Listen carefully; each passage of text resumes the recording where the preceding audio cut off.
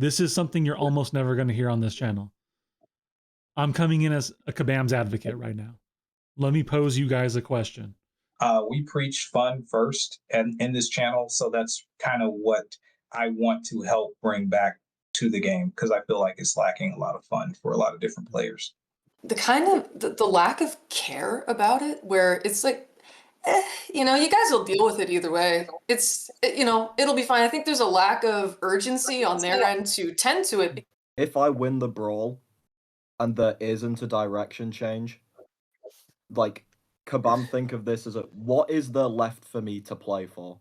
What should I care for? What are you going to bring me back into the game for? Because the game feels actively against you.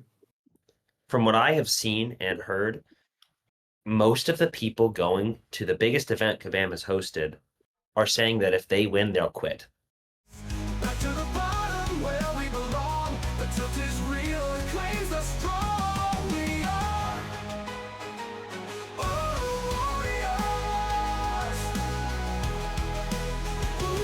warriors. Good day, everyone. Hope you're well. Welcome back and welcome to roundtable number 2. We got a doozy for you today, but before I get too far into the setup, I figured I'd play this clip for you. It didn't fit into the intro, but it's pretty pertinent given how the last day or so has gone in MCOC.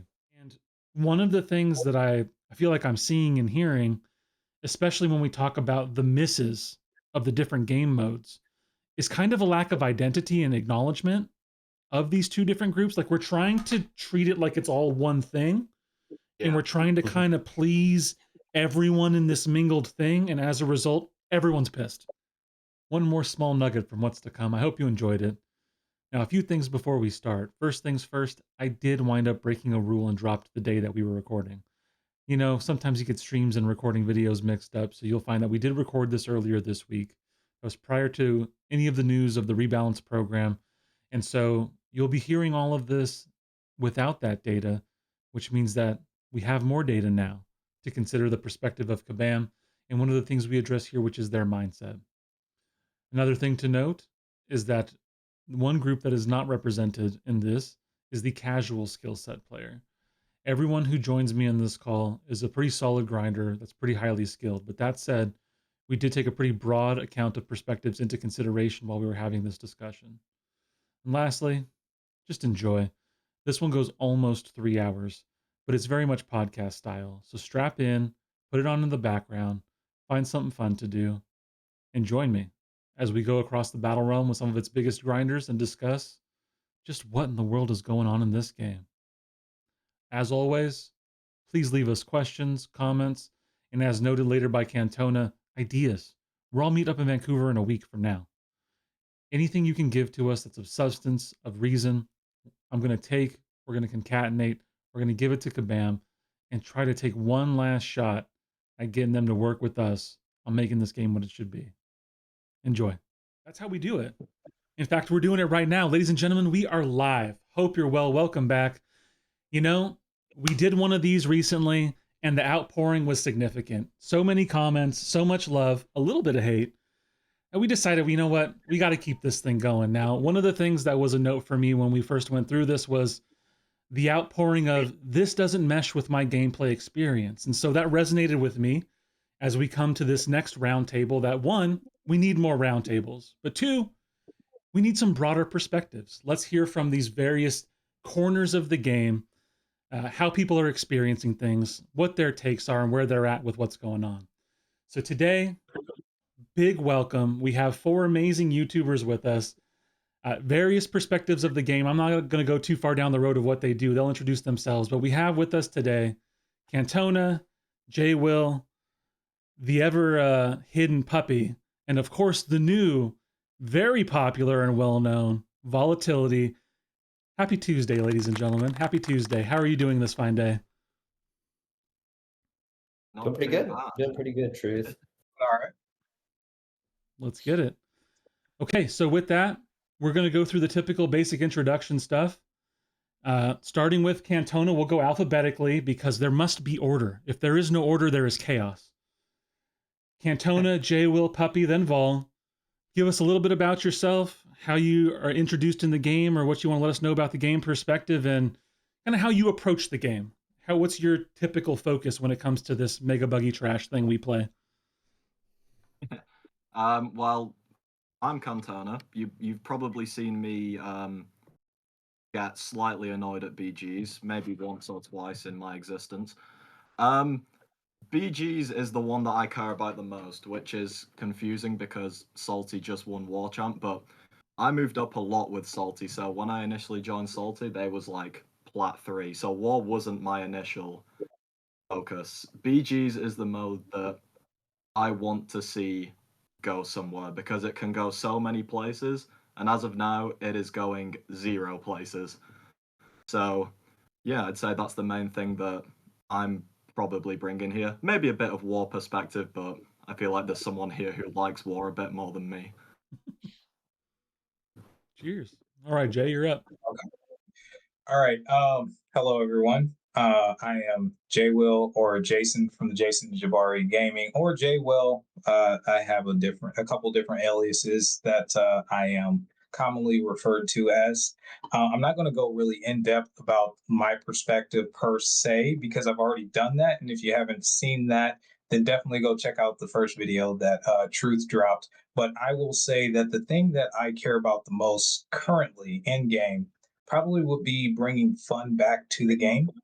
I do play at the highest level of War and in Battlegrounds. I do play at the highest level. I always finish Celestial either 5 or 6, depending on if I feel like playing.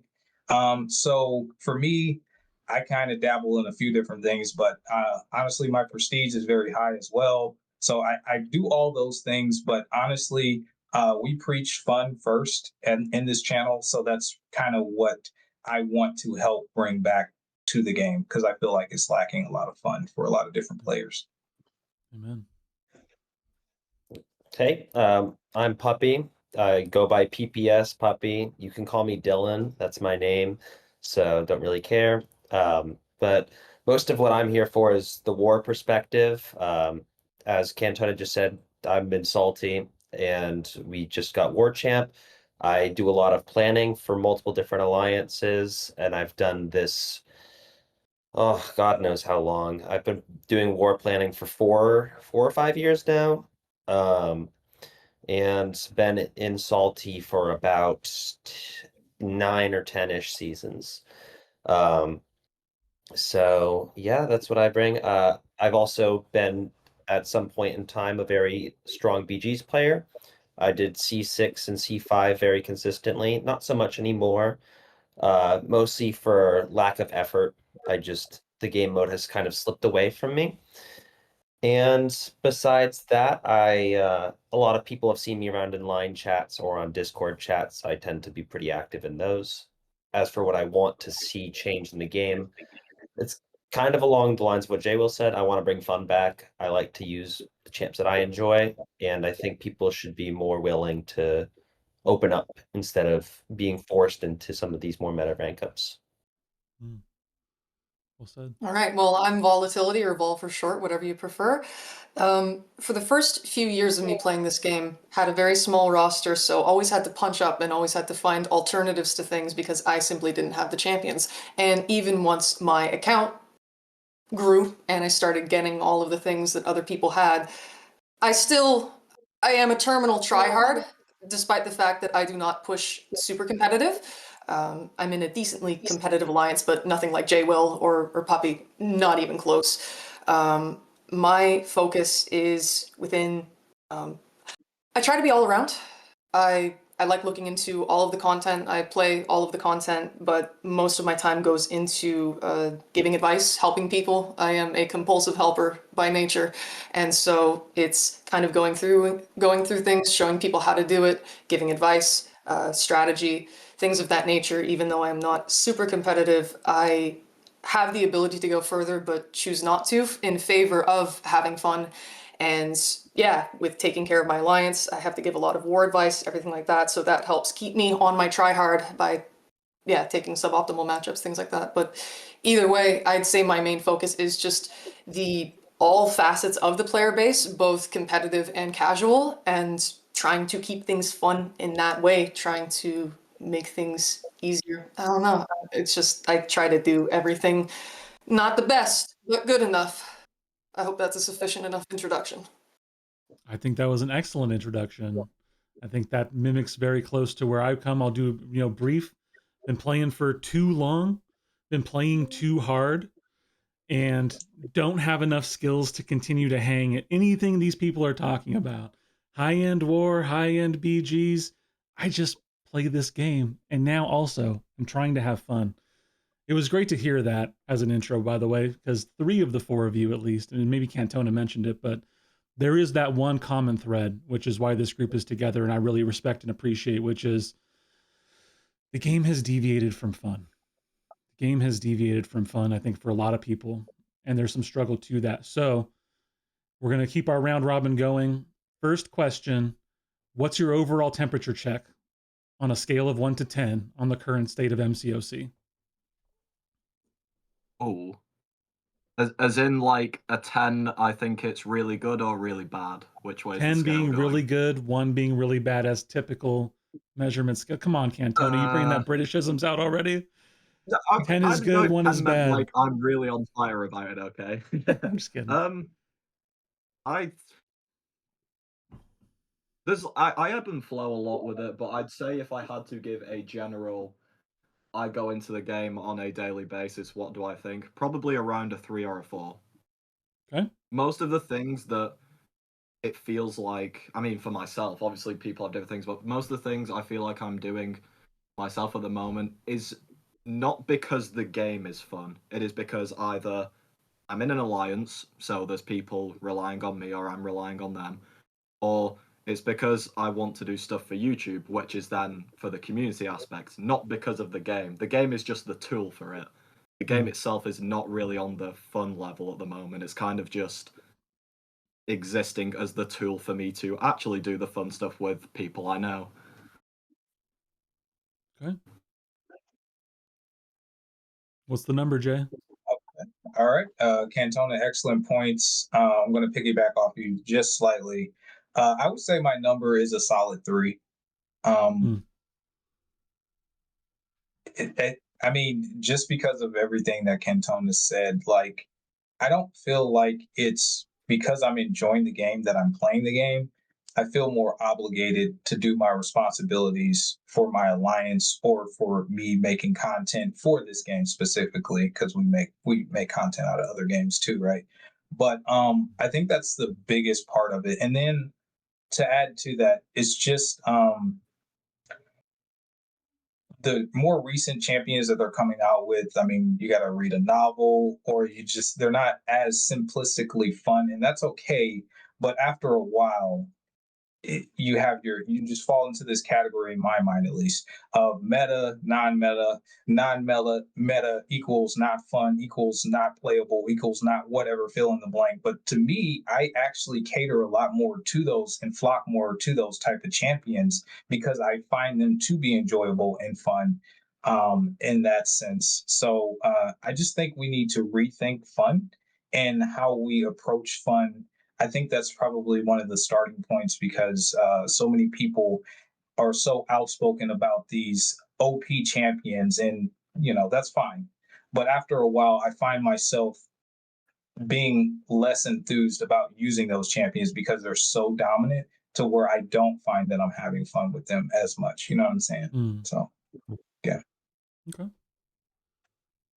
Yeah, I'll piggyback off that a little even further, really. I'm probably at a 4. Similar reasons to what Jay Will said. Obviously, a lot of people know I am a meta champ hater. I don't like a lot of the main meta champs. I actively talk badly about them, especially Tigra. Let's just throw that one out there. But for me, what is lacking outside of what was already stated is the diversity is one of the big things that I originally got into this game for. Within Marvel, we have who knows how many. We're close to 300 champs now, right? Or maybe we're over that by now. And what's happening within the game is we've gotten down to like 30, 40 champs that people use. and Yeah. outside of that, everything else is pretty much obsolete. I don't really think that's the point of a game like this. I've been through other mobile games like Injustice, where the same stuff happens, right? It's like there's certain things that are just better. Um, I I would like to see more use coming throughout the game instead of using the same champs for literally everything that comes out. That being said, I would like to say I do like some of these complicated champs that have come out recently. The unique play styles to me are fun. You know, you like your Carolina, your Frankencastle, although I know a lot of people haven't played with him yet. Um, I like these unique designs of champs that do something different and are still very good. So that's where my head's at. Mm. Well, all the words have been stolen from right out of my mouth by you three. I've been robbed. I was thinking around a 3 to a 3.5 in terms of the temperature. Cantona makes a phenomenal point of this game being the tool to accomplish Yeah. our endeavors rather than actually wanting to play it. It's more of a responsibility. It's almost like a part-time job. And for Yeah. some folks who are really in there, it could even be full-time hours invested, just the responsibility when you are playing more competitively. And Puppy, exactly, with they're just being the attackers you use, the defenders you use, and Yeah. everything else. You're just not going to get the bang for your buck, or you're going to have to try a lot harder to get the same results. Spot on, 100%. Yeah, that's you guys. There's not a single thing that has been spoken that I disagree with, and so I'm kind of useless for this answer. No, it's your perspective. There's nothing useless about it. That's a It's lot all of of yours. Same it's all in thing. that average. Yeah, it all falls into that. Well, and I think that just makes the point, like we were talking about a little bit before we started, which is that different areas of the game, different areas of the world, different ways we approach it, similar outcome. We're kind of leading to a similar outcome. Yeah. And my rating would be very similar. It probably would have been a little higher maybe 7 days ago, 10 days ago. But you know, given my last 3 wars and how my inputs have been in those wars, including today's war, I'm a little salty today because of dying in war, trying to rapidly hit the block button as my champion stood there and took a boss SP1 to the face. But yeah. My first Gene boss death this season was today. But Hey, join Cantona and I. We're both right there with you, bro. Yeah. that would be my only additional input to what you guys have said. I think it's an amazing bunch of points, which is the actual functionality is driving me insane. The actual functionality of this game and its mechanics is driving me nuts at this moment in time. So let's keep going around. This is probably our last round robin question, but this is a little bit of a tougher one. Which single word best describes your experience lately and why? Ooh. I know, right? Imagine Cantona having to go first. Everyone else just saw the faces, but Cantona has to go first. Yeah, mine was probably worse than that. It's a good job this camera's off.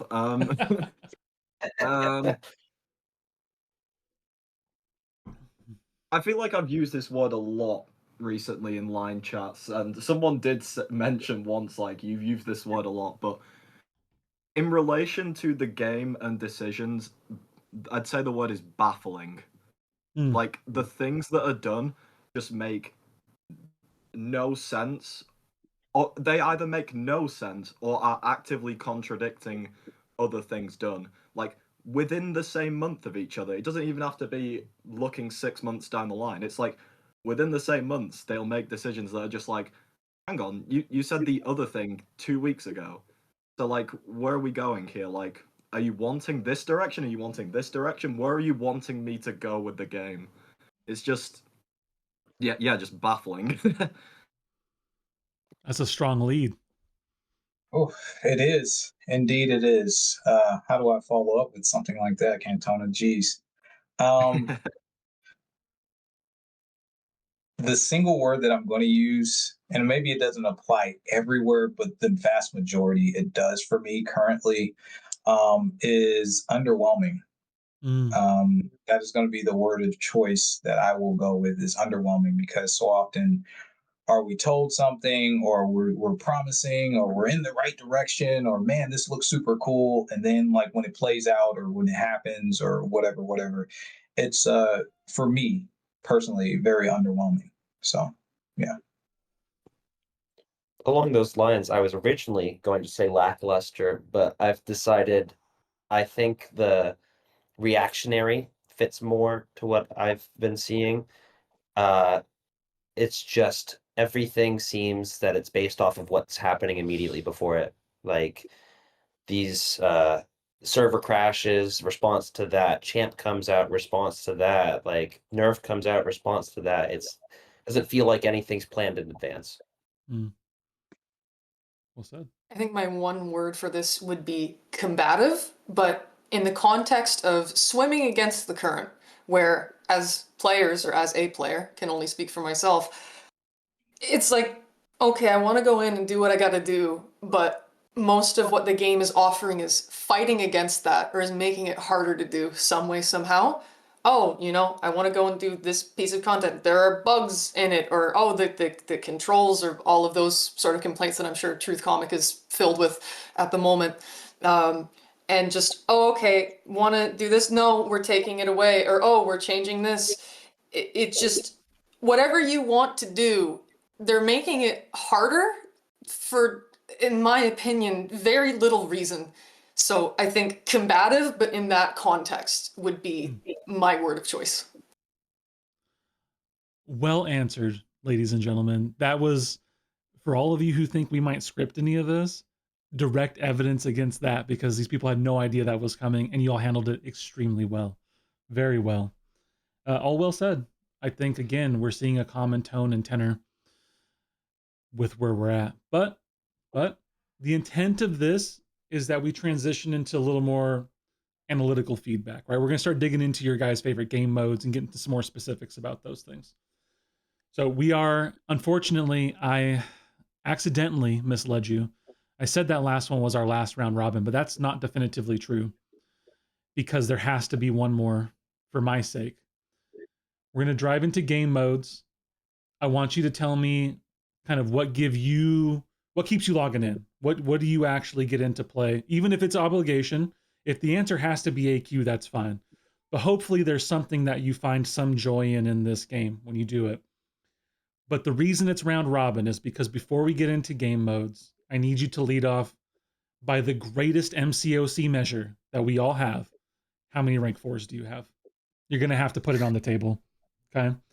So, Cantona, how many rank 4s do you have? And what keeps you going in terms of your game modes and bringing you in? I mean, you said BGs earlier, but anything more specific for us? Yeah, I believe rank 4s is 25. Okay. Because, yeah, Shang-Chi was my 25th. No, it wasn't, sorry. Mr. Sinister was my 25th. Shang was 24. I mean, BGs is the overarching thing, but I think the thing that... I mean, it's the ultra competitive in me, but in the first few weeks of a BG season, the drive isn't that great. It's more of a get in to get near the top. But in that final week, you're playing everyone you know, most of which are your friends. It's like it's a really tense environment, but it's also a really fun one. Like, there's been multiple seasons where like people will be like, "Oh, we're like C1 and C2. Do you want to queue up for a game?" It's like there's still a fun, like, friendly vibe to it, even though you are fighting for like maybe first, second, a podium spot. I think it's again what I said earlier of the community drives it. BGs as a game mode is slightly lapsing, but the community is the only reason it hasn't lapsed even further. That's the only reason that it hasn't gone even less popular than currently, because I mean BG streams on YouTube are still the most popular things because people want to see them like high intensity matches at the end. Yeah, well said. All right, Jay Whale, it's your time to shine, baby. Burst out of that ocean. Okay. Currently, I have 31 rank 4 champions. I can do a 32nd, but I'm holding off currently. Um, as far as game modes that I actively participate in, obviously there's AQ. We do map 8. That is an obligation. Um, we do high tier war. Now, for me, I do enjoy high tier war, but maybe not the same way that others enjoy high tier war.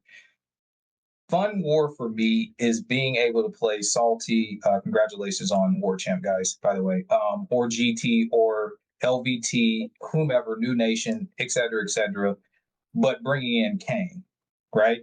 Beating them with Silver Warrior, right? Because I do these things actively, but that's what's fun for me. Mm-hmm. You know what I'm saying? Not bringing in the meta champions that will destroy everything no matter what, but bringing in more unique, to your point, Puppy, obscure champions that are fun for me to do at the highest level. And that spills over into BGs as well. I religiously finish C5, C6 sometimes, but mainly I finish C5 all the time because that's where my goal is. That's where my goalpost is. No higher, no lower. But I like to cook with Destroyer. I like to cook with Falcon. You see what I'm saying? Like I like to play Cantona S level players, but I don't like to face the same 5 champions, fight them with the same 5 champions. I like to use more unique methods like Dark Phoenix on attack, for example. Not a lot of people do that, but I do. You know what I'm saying? So it's more fun. I try to keep it fun in that aspect, but those are the game modes that I do the most. So yeah. Yeah. As Mm-hmm. I said earlier, I'm a war player. I've been a war player. I had a stint for a while where BGs was there for me, but I'm war through and through. And to go to the question, the main question, I have 26 rank 4s and I am holding 4. So I can have up to 30. I just kind of to my point earlier, there's not something that is interesting to me. I don't have a champ that I'm seeing and I'm just like, yeah, I want to rank them. I don't have that. So waiting for that. And that's for including war rewards. I haven't included that. So technically only 29, but yeah. Okay. Vol? Well, my number is not going to stand up to any of those. I am not in a really competitive alliance like all you guys are, and I'm really cheap. So I currently have 12. I could probably do a couple more. Definitely at least one. I have, I think, over 400,000 radiance at the moment, so I could, I can do some more. Similar to Puppy, I don't see any champ that's making me drool to rank them up, so I'm a hoarder, and I'm like, I'll figure it out. Yeah. I can handle whatever comes out in the meantime. As for what brings me to the game, I kind of have multiple answers with that. If we're talking mechanically, it is that obligation to take care of my alliance and be around to give all my guys advice and kind of guide them through whatever they need to do, pushing people to move up, all that kind of stuff. But that's like a reluctant login. It's kind of just, okay, we got to clock in, we got to do what we got to do, and all right, get me out of here. In terms of like what actually fulfills me, it would probably be new end game content, Everest content type of things. Seeing what I can do. I probably don't use as obscure of champions as J-Will and Puppy do.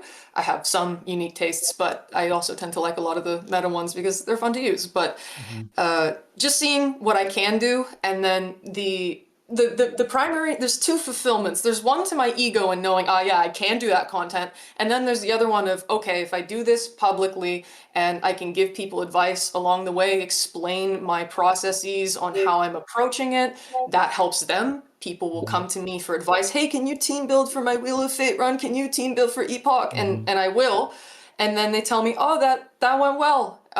And I know that had I not given that advice, they would have had a worse time. So knowing that is, yeah, it's very fulfilling for me. The two reasons why I have this YouTube channel is to help people and have a fun time doing it, no more, no less. So that's what keeps me around, is to be able to help and share insight that maybe most other players wouldn't be aware of. Very cool. Good answers all. I'll have you know, Vol, you're not on an island by yourself with all these whales out here swimming around. I currently have 17 rank 4s.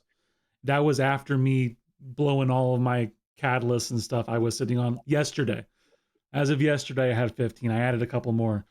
But to your point, have been feeling, I like the word that was used earlier, underwhelmed, or like I really liked lackluster. I get that. Because I just sat on like, I don't really need to rank that up. I don't really need to rank that up. I have no discernible need. I have no discernible want. So eventually I let people talk me into a couple rank ups and I went and ranked them up and did it. So it's been fun. Okay, we're officially out of round robin time. Now we've kind of given the overarching perspective where we're at on things. Let's get into some of the data, right? Some analyses from your guys' perspectives. And really what I want to hear from you, from your perspective of the gamer, what are the biggest pinch points? What are the friction points? Where are you feeling the pain? Why are you not having an enjoyable time in this game? Is this round robin still? Or No, we're open. It's all good. It's a free for all now. I'm snapping the pull cue in the middle of the floor. We're having tryouts. Enjoy it. All right. I'll start then. The things that have been bothering me the most recently as a war player are the way they've been going about changing war as a whole. They've added a tactic whitelist, which whitelists every single champ that is added to the new tactic, which I want to be clear, I see why they do it, but for a different discussion, right? Another thing I've been seeing is just a lack of attention to some of these problem points, right? I'm sure this one's going to come up later, but Spider-Woman specifically has been causing a lot of problems as pretty much as far as I can see throughout Alliance War. This fight on Node 42 has been killing people over and over and over and over. And as a company having admitted that she's a problem, doing nothing about it seems a little weird to me. Yeah. So those are a couple of my pinch points. I think it kind of goes hand in hand with what you just said, Puppy, about how they are doing some changes to war, but some weird changes. Like they changed the whitelist system. They tried Big Thing War for some random reason.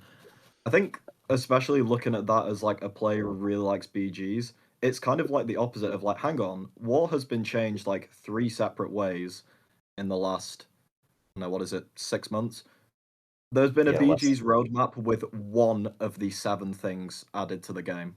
One of them. And it was the most minor one of them as well. It was the removal of the decline feature, which, funnily enough, you can technically still have a chance of getting around because sometimes your match doesn't go through, but that's a different issue. I mean, it's kind of a big thing of false promises, and I feel like false might be the wrong word because they could still have a lot of these lined up, but they have made so many promises over the last 6 months, year, go as far back as you want, and they have just not gone through with no real reason as to why they haven't gone through. Like the BG's ones, like I said, one of the 7 things has gone through. There is 0 updates about any of the others. It's literally just, we're working on them. Well, no offense, but that's quite a long time to have not done anything. And I know they are very stretched and it's not all about BGs, but it feels kind of not neglected, but it's like the meme of like looking through the window in the SpongeBob thing. Like I'm looking at other modes get changed and I'm like, hang on, you said there was going to be 5 or 6 changes for us. Where are they? Underappreciated, maybe. Yeah. Probably Yeah. the best, actually. I'd say, in terms of my problem points of the game, in no particular order, I mean, the lack of functionality with all of the things that go wrong or are not working properly, and kind of piggybacking on what some of you have said, the kind of the lack of care about it, where it's like, you know, you guys will deal with it either way. You know, it'll be fine. I think there's a lack of urgency on their end to tend to it because people are still logging in. They're still doing it. They may not like what's going on, but we can take our sweet time. It'll be fine. You know, they're still in, they're still playing. And if everyone's having a hard time, then that evens out. You know, there's no one group that'll have an easier time or harder time, whatever. And then, yeah, you know, then I would say the over monetization of everything. I'm aware that my perspective on this is likely different from everyone else here, given that I am just based on my rank fours, I'm clearly in a different bracket from, yeah, everyone else here. And I notice the effects of that more given that I see what everyone else is missing out on, because those are my kind of circles that I'm in. Yeah, like I have so many thoughts pertaining to the ways that they're just trying to get more and more money. But just know that that's one of my points that I'll kind of keep quiet about. And then the other thing would be basically what I talked about in that recent video I put out with the champion design and, you know, those nightmare defenders and how it's getting really, really obvious what they're doing. And people didn't complain enough, so now they're just being so blatant about it, where they will release nightmare defenders and then the direct objectively best counters for them that you should get, otherwise you're going to have a hard time, especially in the competitive game modes. Then, you know, putting nodes in a champion's kit and then adding nodes on top of that, because you don't do fights without nodes in this game, especially not in the higher level content, and then they clash. It's just it's a whole garbage show. Everything's hitting the fan.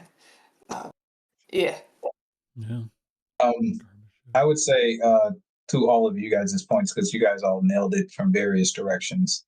I am in agreement with you, Val, by the way, about the over monetization aspect of things, because I've been on that bandwagon. I've even done videos about it myself in terms of that. So I don't think you're too far off there when it comes to just how much monetization has went into the past few years. I would say from the BG's aspect, one of my pain points is my inputs, right? Because I will literally on some of my streams be like screaming at the monitor, like, dude, my champion's just standing there. I can't move. Like that's a problem. So now what it's become is like every so often you have to restart your game, which shouldn't have to be that way. They need to go fix that. Why are we needing to restart our game every few matches for the game to function the way that it's intended to? To the war perspective, why is it still a thing that we have to go out of a fight to make sure our pre-fights are set, to make sure our grade boosts are going to go through? Like, how long has that been? How many years has it been since we've had to do that? Just because we've accepted that's what we need to do in order for it to work correctly doesn't mean that's the way it should be. So those are a few pain points that really genuinely get on my nerve. So yeah. I'll jump in on that. I'm pretty sure the pre-fight thing is 3 years now that's been active, that pre-fights don't work. As for everything else you said, it's just, when is there going to be a month that we are all excited to update? Because every single month a new update comes out and everyone's like, one, don't update till you do your war fights. Two, wait till someone else does it so you can see if it's bugged. You can see what's going on, what's wrong with this game, right?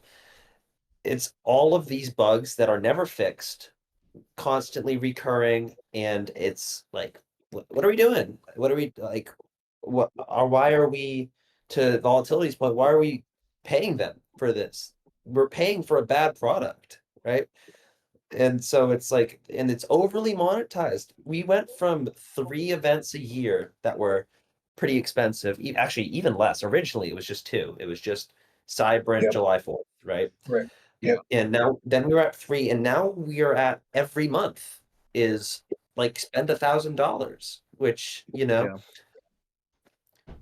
even like multiple times a month, because there was I mean that wasn't quite $1,000 if you did it smart, but like the deal with the like the weekly like daily stamp ticket things, like that was like was it like 2, 3, 400? I can't remember what exactly if you did it the smartest way, but If you did it the smartest way, it was, I believe, 380. right, yeah. So like that was around 400, Mm-hmm. but like in terms of like just the value you got for that, that was if you pick the tier 7 basic, it was nearly 2 rank 4s. 2 rank 4s is still a pretty decent jump in a competitive scene. Just and like for them to just like offer that as like, oh yeah, this is like a random daily offer that we offer today. It's like kind of a bit crazy how it's gone from, hey, here's a I don't know, $10 daily offer. You can get a crystal for a chance or something and like 5,000 tier 7 basic, I don't know, to here, have 2 rank 4s if you have enough money. Like that is a bit insane. Mhm. And rank 4s are going extremely quickly. I think we only, Mm-hmm. I mean, Epoch came out pretty much at the beginning of the year, and that had the Mhm. first gem within it. And now there are people here with over 30. And think Yeah. about all of the previous star champions and the progression of how long it takes before they start introducing materials for the next. I wasn't necessarily around thoroughly at this point in the game. I've been playing for over 6 years now, almost 7, but 5 stars. The lifespan of 5-star rank 5s was exceptionally long. Years and years and years. Meanwhile here, it took like a few years to get like a few 5-star rank 5s. But then now with 7-star rank 4s, they kind of started becoming available to the player base at large if you do the content at the beginning of this year. And now people can have over 30.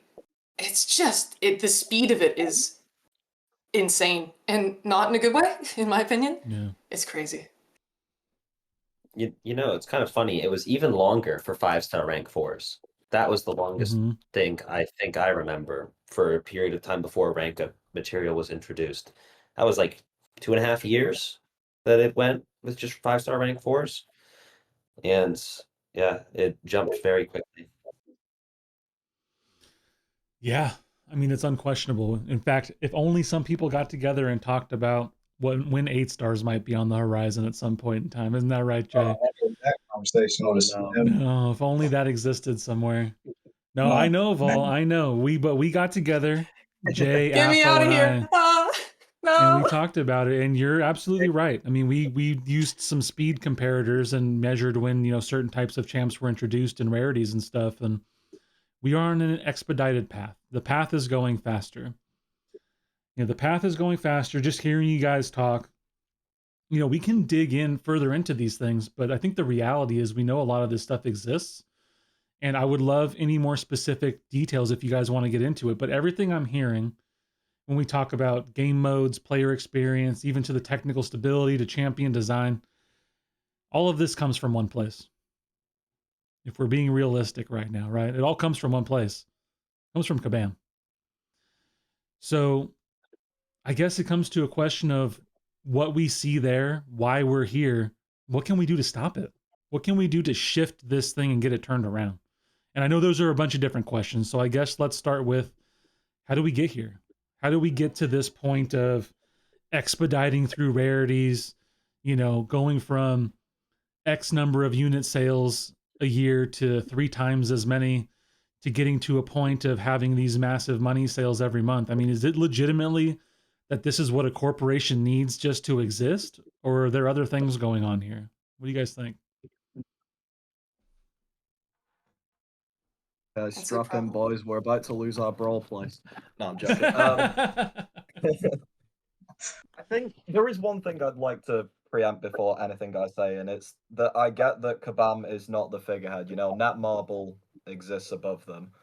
And I feel like we're fed a lot of this, oh, it's Netmarble that's asking Kabam to do this, like, absolutely crazy amount of monetization, and that probably is partially true.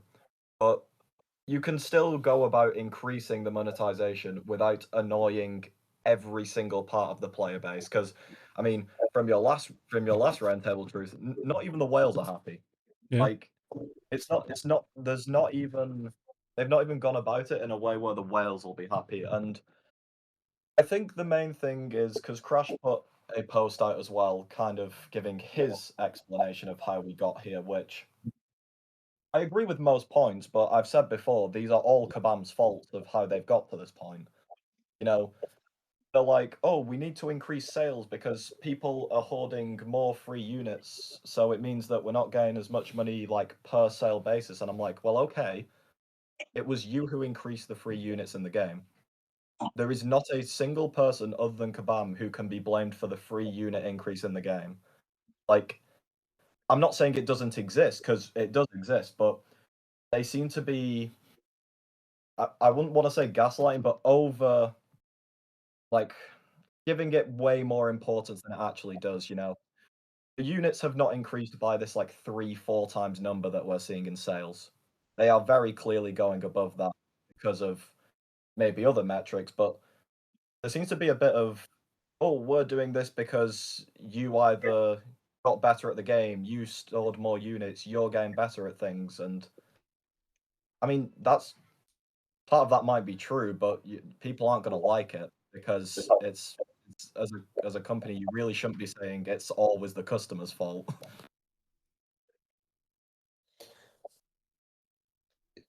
To jump on that, I you know, I wonder with relation to the unit spending, if people remember how frequently you used to spend for revives, right? I don't know if this is still a thing at the lower level.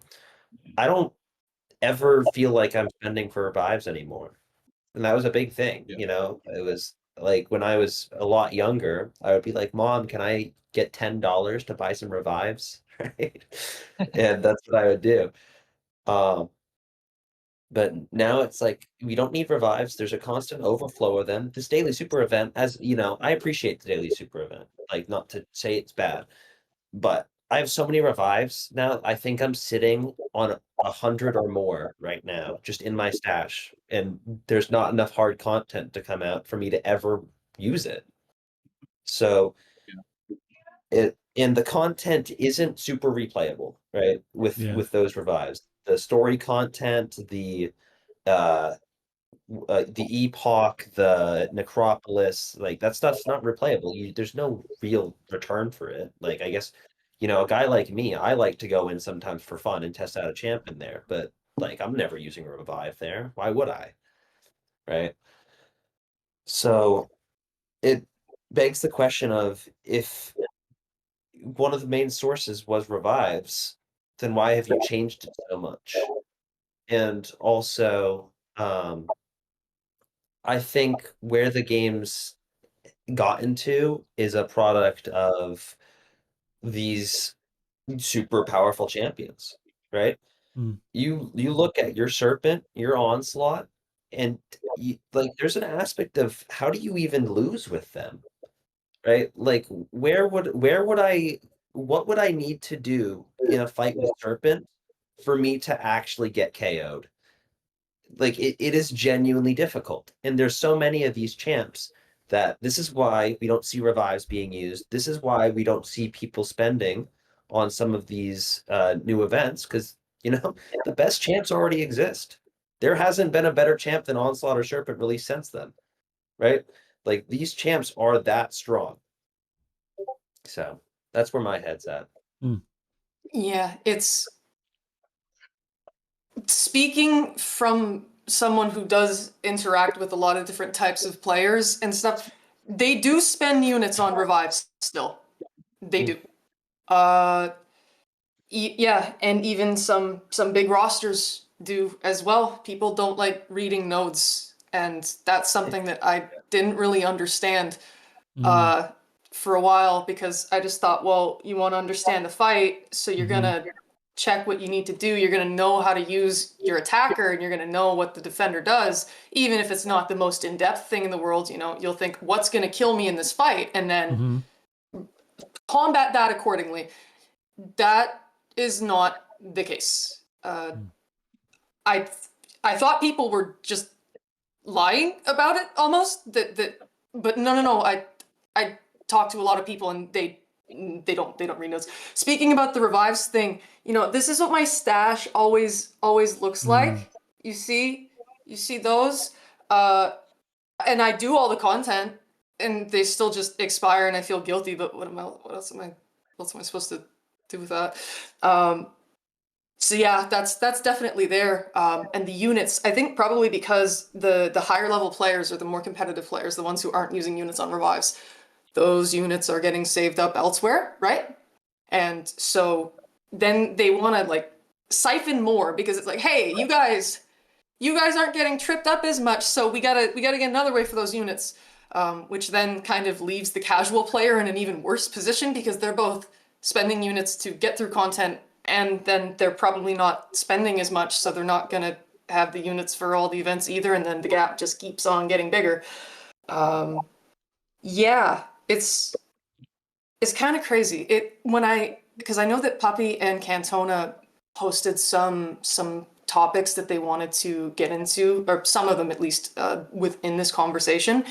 And there was one thing about, yeah, making the game more fun or what have you. And something I thought of when processing that was that it's kind of like they see the most competitive players, they see the highest skilled players and assume that, well, we need to make stuff that's hard for them rather than like, okay, what's the average that we're actually working with here?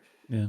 Like, what's the average player capable of? What's the average player going to understand in a fight? How many items are they going to use on that? They're looking to the highest standard and then trying to trip up that demographic, but that is a very small minority. And so then everyone in the lower end of the totem pole is getting double screwed. Like, if it's hard for us, it's practically impossible for folks who don't understand the game more in depth, like very competitive players and you know, top war alliances like Puppy and J-Will, and obviously Cantona is a monster in Battlegrounds. So it's like folks like you guys, they're trying to make stuff that's hard for you, but you guys are so above the average that everyone is left in the dust, and then they have to just deal with that, which is probably why they then make the counters for those defenders, because the average players, they can't handle it otherwise. They just struggle through it. So I found that really interesting. Anyways. You know, I have a question in response to that, which is obviously I agree that they've made a lot of content based off of the very top end players. But you know, truth, I know you were on a call the other day with Yusafa, and we were talking about how he was like, this very small percentage of people is who's paying money, right? If you put this super ridiculously hard content out to get these top players to play, they're the ones who are spending, right? Even if you post this regular content that, you know, isn't as difficult, is made for the majority, right, is actually fun, then there's no monetary gain from it. And there's a lot of time and money put into that. So I guess my question is, what should they do? If possible, I guess more of a balance where there is, you know, going to be that very high level end game top player style of content that will keep the top players most engaged, because you're right, those are the ones that are spending. But then it's just, I don't think it needs to be to this extent where it's almost bleeding into most forms of content, where there's got to be something for the more casual players. Like, just in terms of, you know, having a happy audience, you know, I get what you mean regarding the monetary thing, but it's like this massive percentage of the player base, like they're just kind of getting burned because they aren't very, very skilled. So just conceptually, I'm like, well, that's kind of a problem. I think that there is a place for that, because obviously players like us will flock to it because we find it interesting and we want to work around it. You know, that stuff interests me a lot. That's why, you know, doing Ever's content and giving advice to other people on how to handle it, that's very, very stimulating for me. I like that stuff. But it's like, it's getting a little too pervasive. Maybe if there was some way to keep like certain types of champion node combinations just restricted to the highest of levels, rather than, I mean, you can, even in low level battlegrounds, people are still running their serpents, people are still have their enchantresses, their Zolas, everyone like that. Like, even if you are a very casual player, you enter battlegrounds at all, you are forced to deal with those champions. At first you could ban them, but now there are so many, you have to pick your poison, and there are just going to be some that you will need to deal with no matter what. And that's just like not within the capacity of a casual player. So I guess more balance, have some stuff that is easier to tend to, and that way the top level players can just avoid that if it doesn't interest them. But have something for everybody, I suppose. Does that make sense? I would say I think they tried to do something as to what you're trying to suggest. Well, I just think that they didn't do a great job at it, and that's with progression level, right? They said, hey, if you have this amount of whatever, then you're this. This is your title, so this should be kind of your you know, level of difficulty, right? By comparison, and that's like with content such as the new EQs that come out, but maybe if they could kind of spin that to like the Everest content and they say, hey, maybe if you want to go to our highest level of difficulty, you're going to have to really grind and put up some really crazy fights. That's what you're trading off. But the rewards, they're going to be worth it. Whereas maybe players that don't want to take that challenge, but they have a lesser challenge for the same Everest content, then maybe they can lower the rewards and stuff, and maybe they can implement something like that in regards to like content moving forward. Maybe not just namelessly based off of a title, right? That could be a potential solution to hopefully help everyone with all areas of level of competition, I would assume. Would you say almost like what they did with classic versus elder difficulty in EQ? Almost, yes. That's the Concept. that's the concept right there, right? I Have think that within Everest something content. like that, and do it for Everest content. But obviously, if you want the challenge, which I know probably all 5 of us would want the challenge, because of either the rewards or just because we like to engage in that type of content, right? Whereas other people may not want that big of a challenge, but the trade-off is okay, the rewards are, a little bit less, but still at the same time worth it. That's subjective. So that's why I'm doing quotations, everybody, because they're all fun. Yeah, I think the one area that like was shooting into my head the whole time through this conversation was the elder EQ and how they've done it. Because this is, as far as I know, unless there was something a while back I didn't see, this is the first time that within a progression level they have separated tiers. It's always just been your Valiant or your Paragon or Thronebreaker. They've done all these prestige tiers, which is fine and I think is a good thing, because the gap, especially because of how long they've left it since last progression title, the gap is ridiculous. Yeah. But if you go into the Elder EQ now, so if I go into it, I mean, I have a main and an alt account. I can go into it on both. I have to fight in the Elder difficulty 16 fights on each. Main account, not a problem. Mini account, when I get to like, I will be like kind of scraping the bottom of the barrel when it comes to that like last fight. It's still easily doable, but that's more of a I'm skilled enough to get through this fight and plan to use an easy champ for an easy boss. But that is me at like my mini is at like the middle. I think it's tier 9 of 19 of the prestige things. The fact that someone in tier 1, what, sorry? What number would that be, like prestige wise? I think it's about 27k, I want to say. Okay. I think that's where you're at, right? Maybe. I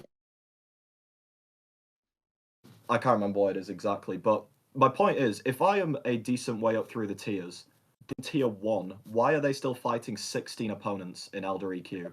They will not have the roster for it. It doesn't matter really if for a monthly EQ, there should be some fun level to it. Like, it doesn't matter if you have the skill for it, there's going to be no fun fighting your entire Elder EQ with 7-star rank 1s, maybe 6-star rank 2s, whatever. Especially when they add the specific class nodes on as well, that I thought they was going to do more of the higher you go up in like the prestige tiers, the more fights you'll face because you want to show your roster depth. But then obviously you'll get more rewards for it, so that's why they'll see it as worth the time. I'm surprised that they decided to go with your opponent's strength will increase instead of the number of opponents will increase, because roster strength isn't being tested here, really, because the highest prestige person in the game is fighting the same amount of fights as the newest Valiant player in the game. That's not really a roster test. That's more of a skill test, really, I'd say. Which, I mean, it's Elder EQ. They wanted it to be difficult, but it's your monthly EQ. Yeah. You should be fun to like. People like the story. I'm not one of them, but people like the story. These casual players need a place where they can get rewards, sure, but just to relax. I mean, that's a big thing that a lot of people have mentioned. There's not really anywhere you can go at the moment to relax while playing the game. Like it's. I mean, some people want to play it super competitively. Don't look at me, but like people want to relax while playing games as well. It's an escape for them, and at the moment they've drifted away from that. I'll jump in. There's a couple things I want to say. By the way, I do agree with a lot of what's been said, but Volatility, I think to your points before, I agree. The reason I asked that question is I have no idea what the answer is, right? What the answer to make the game all around more fun is, and I think that's kind of what we're here for, to discuss different options. To Cantona's point, I would push back a little on increasing the number of fights and more decreasing the difficulty of nodes, right? Because there's a level of what you need to do, right? Because if we want to take a look at this BG's meta, right, we can talk about how all these skill champs are super strong, super powerful, right? Anybody who purifies and is a skill champ is gonna go super fast, ton of damage. I think what should be happening is they should be increasing the level of damage that these champs are doing based off of your tier, right? Where if you have like a 6-star Angela, maybe she can get a stronger Fury potency than somebody in tier 1 would, if you're in tier 9 or something like that. I think that you could make the nodes such that there's more damage, or maybe you get more health, or maybe something along those lines, as opposed to just increasing the amount of time put in, because I think that's a bigger issue if you put in 32 fights for somebody in tier 1, because I'm just not going to do it. I don't want to do that many fights. More so than I could or couldn't. It's really smart. Yeah, to be honest, that was a good idea. One thing, I like that idea. I think one thing that I probably badly explained is the 16. I think should be the top limit. I think it should be cascading down from there. Like you said, if it gets to like 30 fights, I'm gonna look at that and be like, what?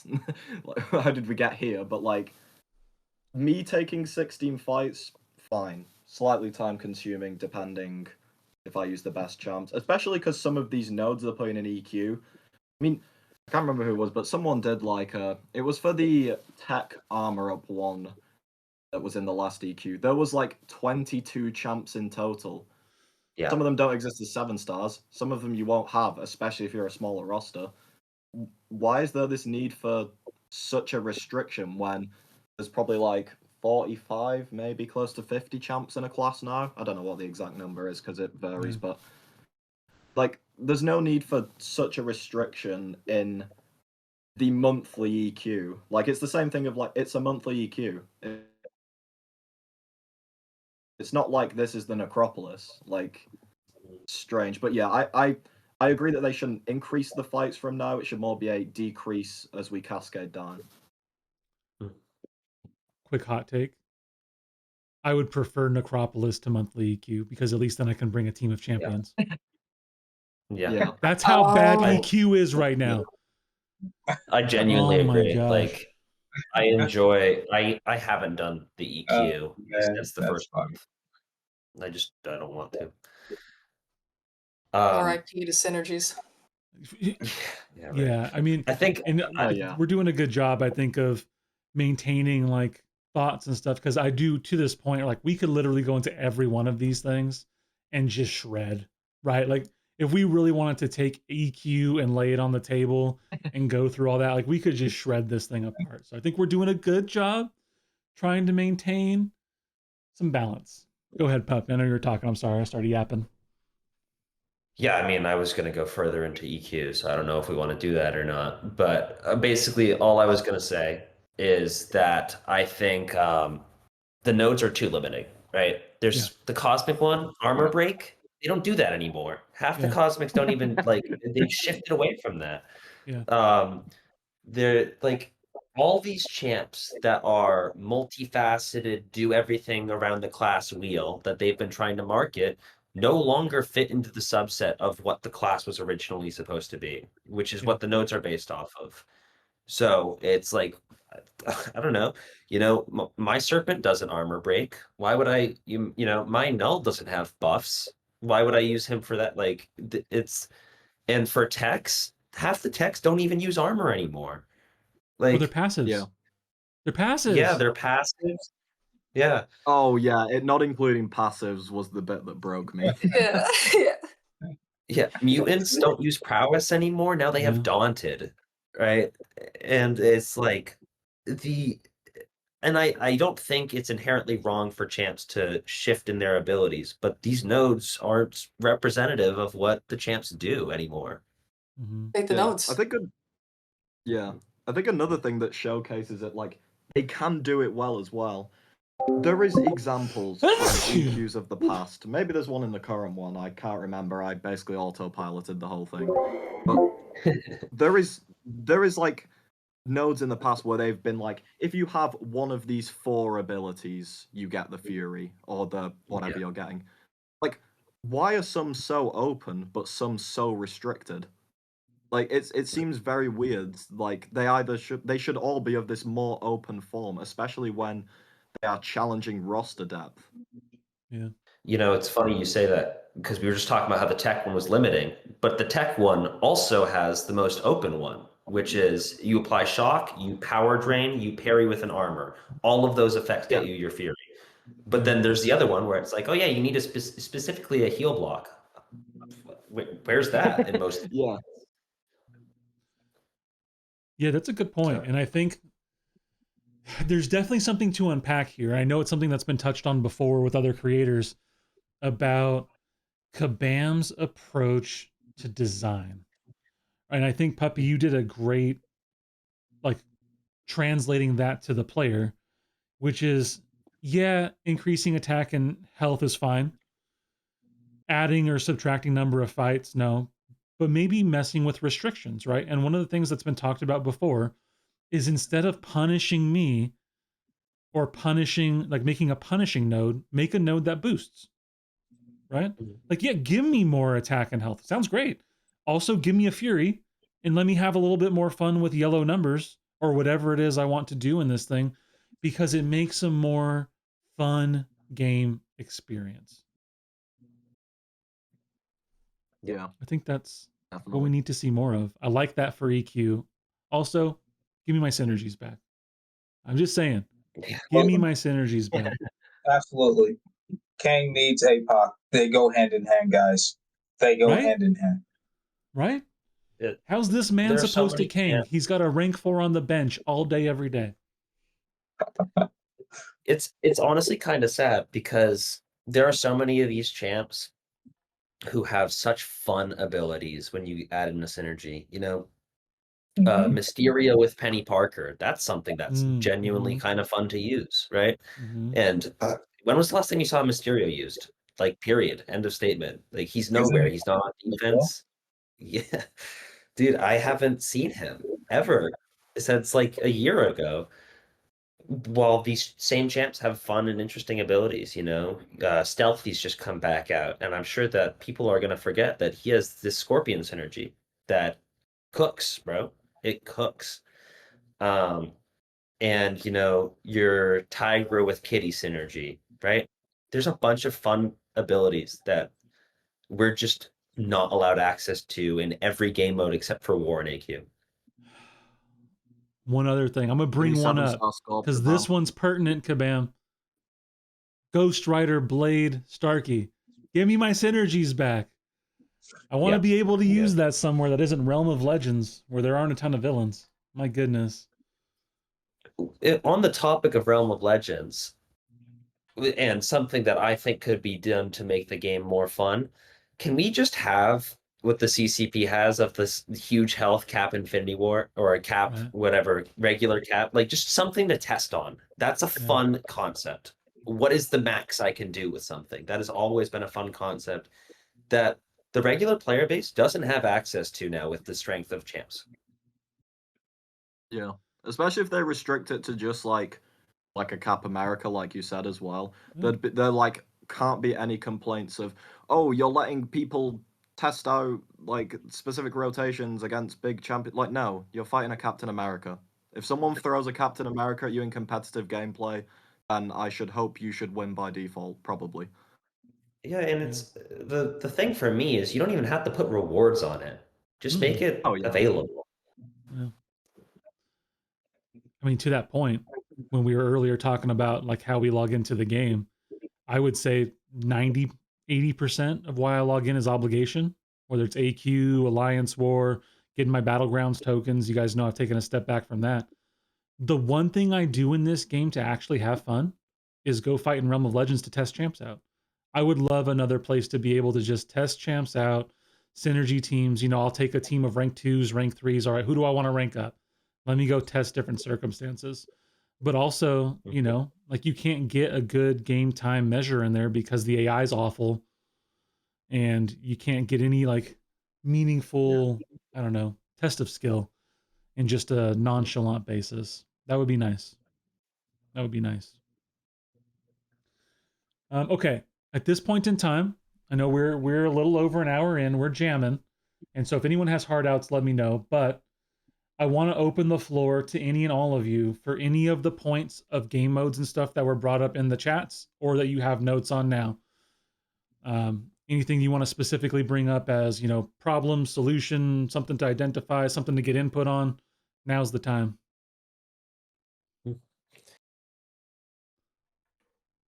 Right, I'll start since I had the longest list of stuff. I want to talk about what they've done with war as a whole, right? Because I don't want to be the guy to harp on everything, you know. If they want to test new game modes and stuff, I think they should, right? As a company, you want to find something that'll engage your player base again. That's what BG's was. BG's was a test of something they wanted to do, and people liked it, and so it came to the game, right? So not to disparage any of that. At the same point in time, a lot of what we've been testing, I don't see the vision in at all.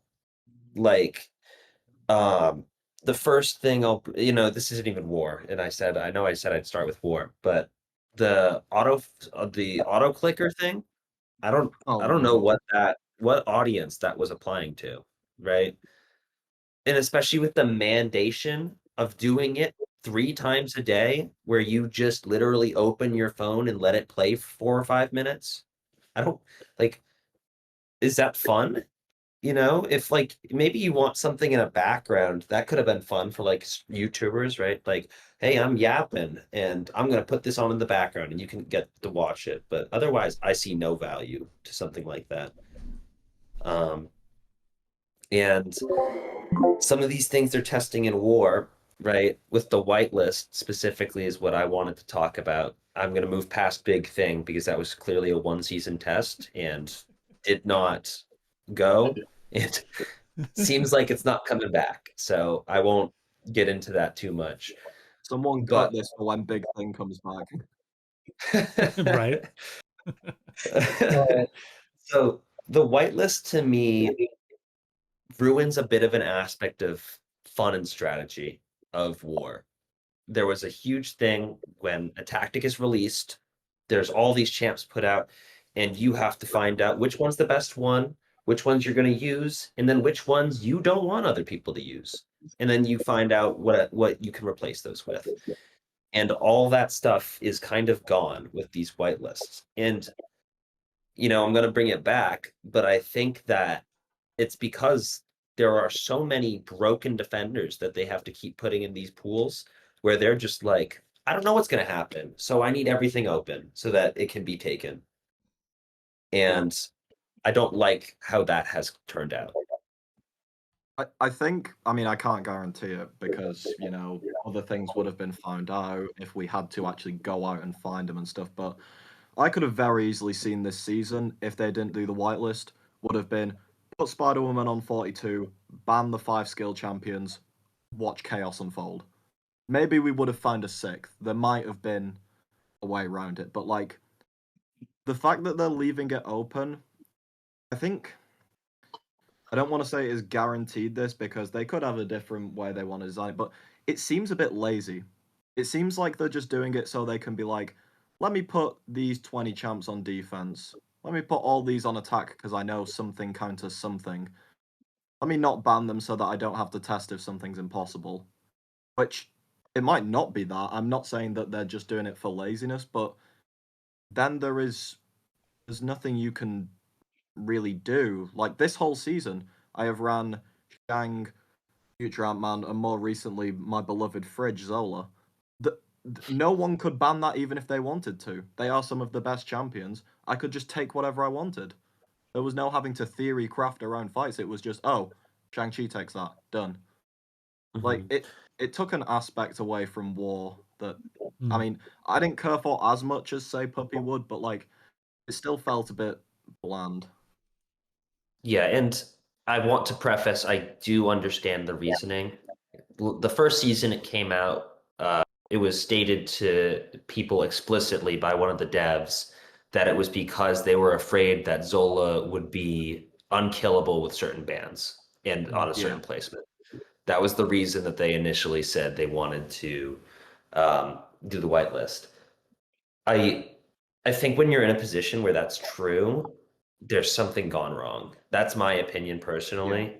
If a champ becomes borderline unkillable without one of 5 options in a game of 300 plus champs, like, what are we doing? Oh yeah. And like, you know, we saw it with Serpent. We saw it when Serpent came out. There were not enough counters to the point where top alliances just threw him on node 46, banned 5 champs that took him, and would consistently get 8 to 9 kills off of just that. Let alone you taking other fights and dying to something random, right? Like, it is kind of an unfortunate design, is the way I'll put it, to be nice. Yeah, I think, I mean, oh, go on. And the main point I'll say is that I think the main reason they want to do this is so that when someone ranks up a champ, they can actually use them. And that I do understand. But we also should recognize that it takes away an aspect of fun for, you know, people like me, I guess, right? I enjoy the planning aspect, and I think it's fun to find new ideas. So It's interesting with what, when you guys were talking, I recognized, the whitelist, possible reasons why. Obviously the rank up thing that you had just mentioned, Puppy. But then I think they are aware that certain champions combined with certain nodes can be complete walls without one of a few particular answers. And you know that people are just going to capitalize on that and be like, well, okay, the few answers, you don't have those anymore. Have fun losing all attack bonuses and everything like that. And Puppy, you said that, you know, that kind of shows a bit of a deeper issue. I completely agree. Yes, I completely agree.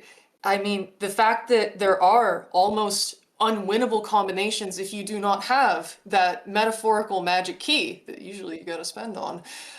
It's like that's kind of unfortunate and it's troublesome. And so then it makes sense that with the whitelist they are introducing metrics around that because they know just how bad certain combinations of champs and nodes are. Yeah, that's a great point. And I completely agree. I certainly have a bone to pick with the whole nodes being inserted into champions kits. Then when paired with other nodes, they directly clash. Oh, severe debuffs that cannot be purified or cleansed. You can't get rid of those things unless you're just directly immune. Okay, a node that makes the defender go unblockable when they put debuffs on you. and you need to be able to purify them. Oh, well, you can't purify severe debuffs, so guess what? Have fun dying. Yeah, you need your Mole Man, you need your Shang-Chi, you need your Baron Zemo. I heard that there might be a couple more, but I'm unfamiliar. Or you're done. Prior to this season, this new tactic though, Okoye definitely worked. I've soloed that Spider-Woman quite a lot with Okoye. You just have to go about it the right way. Oh, you not a fan? You not a fan? Too broken for his taste. You hate my loves. It's okay. It balances out at the end of the day. I think Trust me. Okoye is the worst design champ that they've made this year. I know, right? What can I say? She's Shots so fired. bald. I love her. She's amazing. I digress. But yeah, you know, severe debuffs and then nodes where they go unblockable when you have debuffs on you. It's an unwinnable combination where you have to theory craft heavily in order to find something that can work with it. But then it's like war, it's not just the top alliances who are equipped to handle that. Like, obviously you guys are very smart with how you go about it, and you plan all the fights. It's very, very complex, and I admire that ability. I do it on a smaller scale, but it's like, yeah, even with lesser competitors, that node's still there. That node's still there, and so you're gonna have a bunch of players who are not equipped to go about these fights. And there's tons of matchups like that, like Serpent on that one node that I know we're all talking about. You know, Spider-Woman on the unblockable node. There's a bunch of stuff that, what are they supposed to do about that? They're not gonna know. And it's just kind of a stalemate. So then when that same kind of concept goes into battlegrounds as well, with okay, like invade meta, have fun fighting Red Skull on there. Can you draft an armor break champion? No? Oh, well, that's good night. Or just, you know, in most metas, Serpent or Bullseye, you need a Serpent or Bullseye counter or you're just done. It's a wall. No matter how good you are, there are certain fights that you simply cannot do if you do not have the right champion for it, which, you know, that whole thing of variety, which I know that J. Will and Puppy mentioned enjoying using non-meta champions because you shouldn't be forced to do that if you're good enough. It's kind of like they're forcing our hands, which is a shame. But that's my tangent there. I agree. Maybe not directly about Alliance War, Puppy and Cantona, but it does tie into it. So as you guys were speaking, I was processing a couple different thoughts, and I think one of the questions that was asked a little bit earlier was how can we make this a little bit more enjoyable, a little bit more palatable for everyone that's playing it, because as Cantona said, it is an escape for a lot of people's reality and they want to have an enjoyable time. So what got me thinking was a lot of their designs are built around creating the problem and creating the solution, right? That's like the hamster wheel, right? So with war, in terms of that, along those lines, it comes down to, hey, we have these new champions releasing, so we're going to design whatever, what do you call those, tactic champion around these new champions, right? That's what we're going to do to promote them. And it's the same with battlegrounds. Hey, we're going to make these champions that are new, we're going to make them look even better than they actually are. So we're going to do something to cater towards these champions that we're trying to sell. Okay.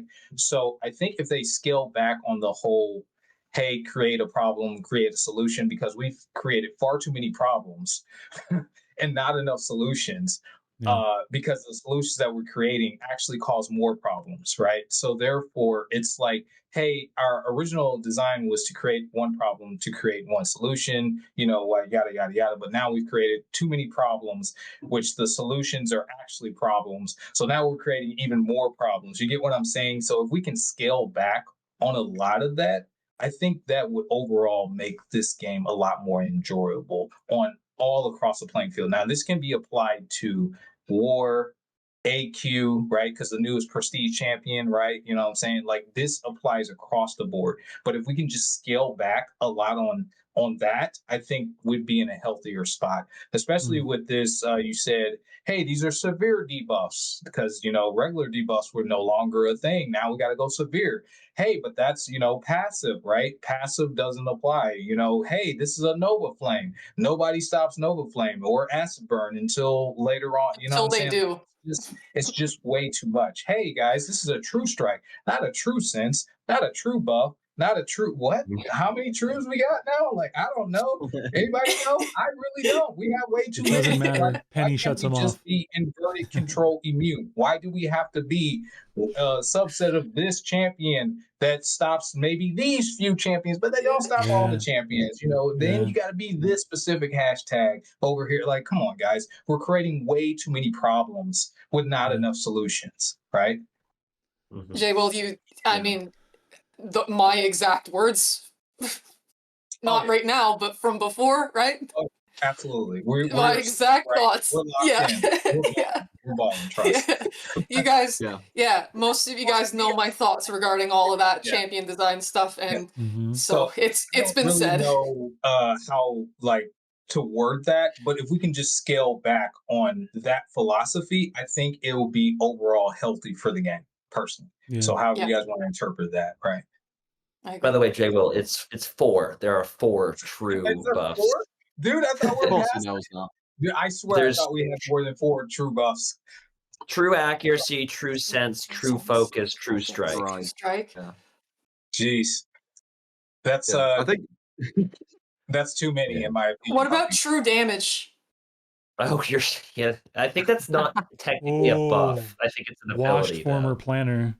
Now there's definitely one of those buffs you can get. It's like a think we part can of agree that notes. it's too many, right? Like I don't Yes. think we need Yes. that many. Like that's crazy. But And then, whatever. like, Yeah, true damage like, is. with Yeah, high evolutionary, he shuts down certain true effects, but not all of them because he needs to not shut down the ones that skill champions have.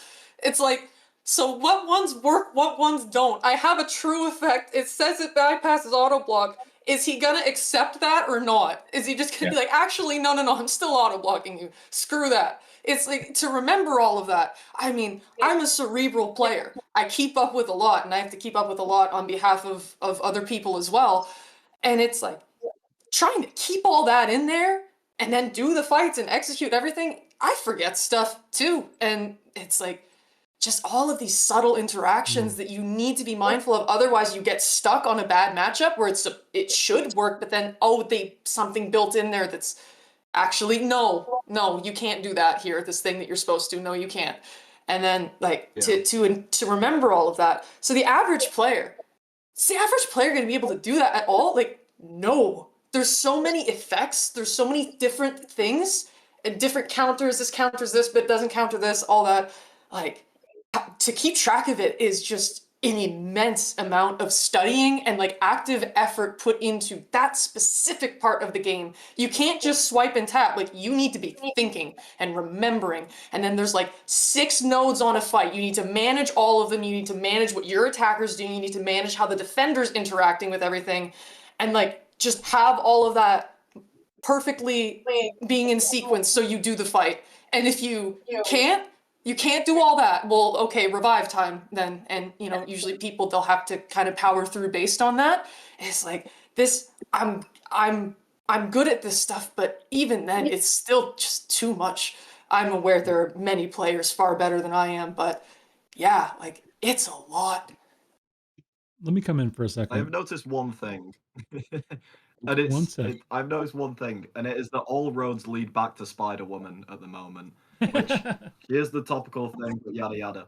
They gave her a new debuff in Fumble that is severe, just to double down. They gave her severe power stings. They gave her the worst possible method they could have to stop evade in Ensnare, which had, let's just say, an unintended consequence. Yes. She is currently being rebalanced, or I mean, she technically already has been given the rebalance, but it's not in yet. So it goes back to Alliance War. Me and Puppy between us have probably taken over 20 Spider-Woman this season. Yeah. You can tell within the first 15 seconds if you are dead or not, usually. Yes! Yes. Yeah, I have a That clip. node combo Yes. is ridiculous. G should, I mean, as a short-term solution, for me, it is as simple as remove Spider-Woman from the tactic, Yeah. because that fight is, I mean, you said it, Puppy, you wanted to draw data of Spider-Woman is probably 50, 60% of tier 1 deaths. Because you just Yeah. know if you're dead in second one, like, it doesn't matter how well I play for the rest of the fight, she's going to kill me if she decides to delay and slow everything down. There's a clip that I have of me taking that fight where I'm at 100% health and I just say actively, because my mic is on, oh, I'm dead. And obviously I ended up dying, right? Like she wasn't at an SP3. She was at a perfect amount of like power for me to do everything. And it didn't matter. I knew I was dead. There wasn't anything I could do. It's Is that great. one She's posted? topical for a few reasons right now, but she is the perfect encapsulation of so many things wrong in so many different ways at the moment. Yeah. Yeah. I think that's fair. 1 second, because I'm going to come in. This is something you're almost never going to hear on this channel. I'm coming in as a Kabam's advocate right now. Let me pose you guys a question. Okay. Because what I've heard is issues with complexity, problems, solutions, the slices of all this thing. It's problematic.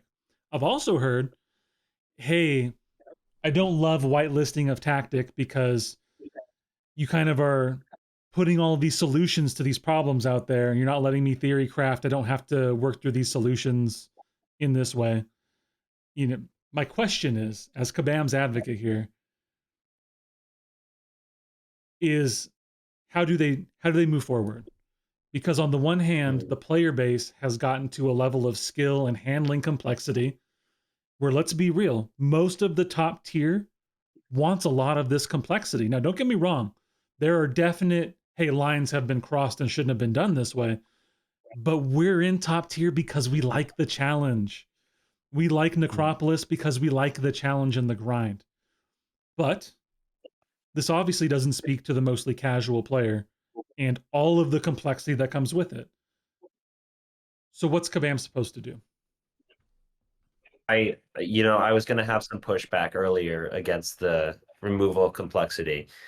So I think I'd like to, I pose I guess not a solution, but an example of good versus bad. Where within this season specifically, there's a level of complexity. So I'm going to use the idea of Jean Grey on the War Boss node and Spider-Woman on node 42. These are both hard fights, difficult designs, and there's a lot to watch out for. I think that the Jean Boss is a much better design than why the Spider-Woman fight is hard. The Jean Boss, one, it's on the boss node, right? Boss node being hard, are we that surprised? Not really. I think a boss should be hard. And that fight has a lot to watch out for, right? You can deal with inequity on the exhaustions. There's going to be unstoppable, and there's reverse controls. And above all else, she hits hard if she hits you. So it's a little punishing, but it's a strong placement. And there's been a lot of things found throughout the season, right? Future Ant-Man, Zola. I've been recently using Lumatrix, which, that one's pay to win, so I won't show that as an option. Viv Vision has been going pretty well, and like there's options to that, He was waiting for and me. it requires skill and knowledge, right? And that's a fight that I think is well designed and what I like to see in war. Complex, but if it's a showcase of skill. And people dying to it isn't demoralizing, right? Like I've played a fight as best as I could. I made a mistake and it ended up punishing me.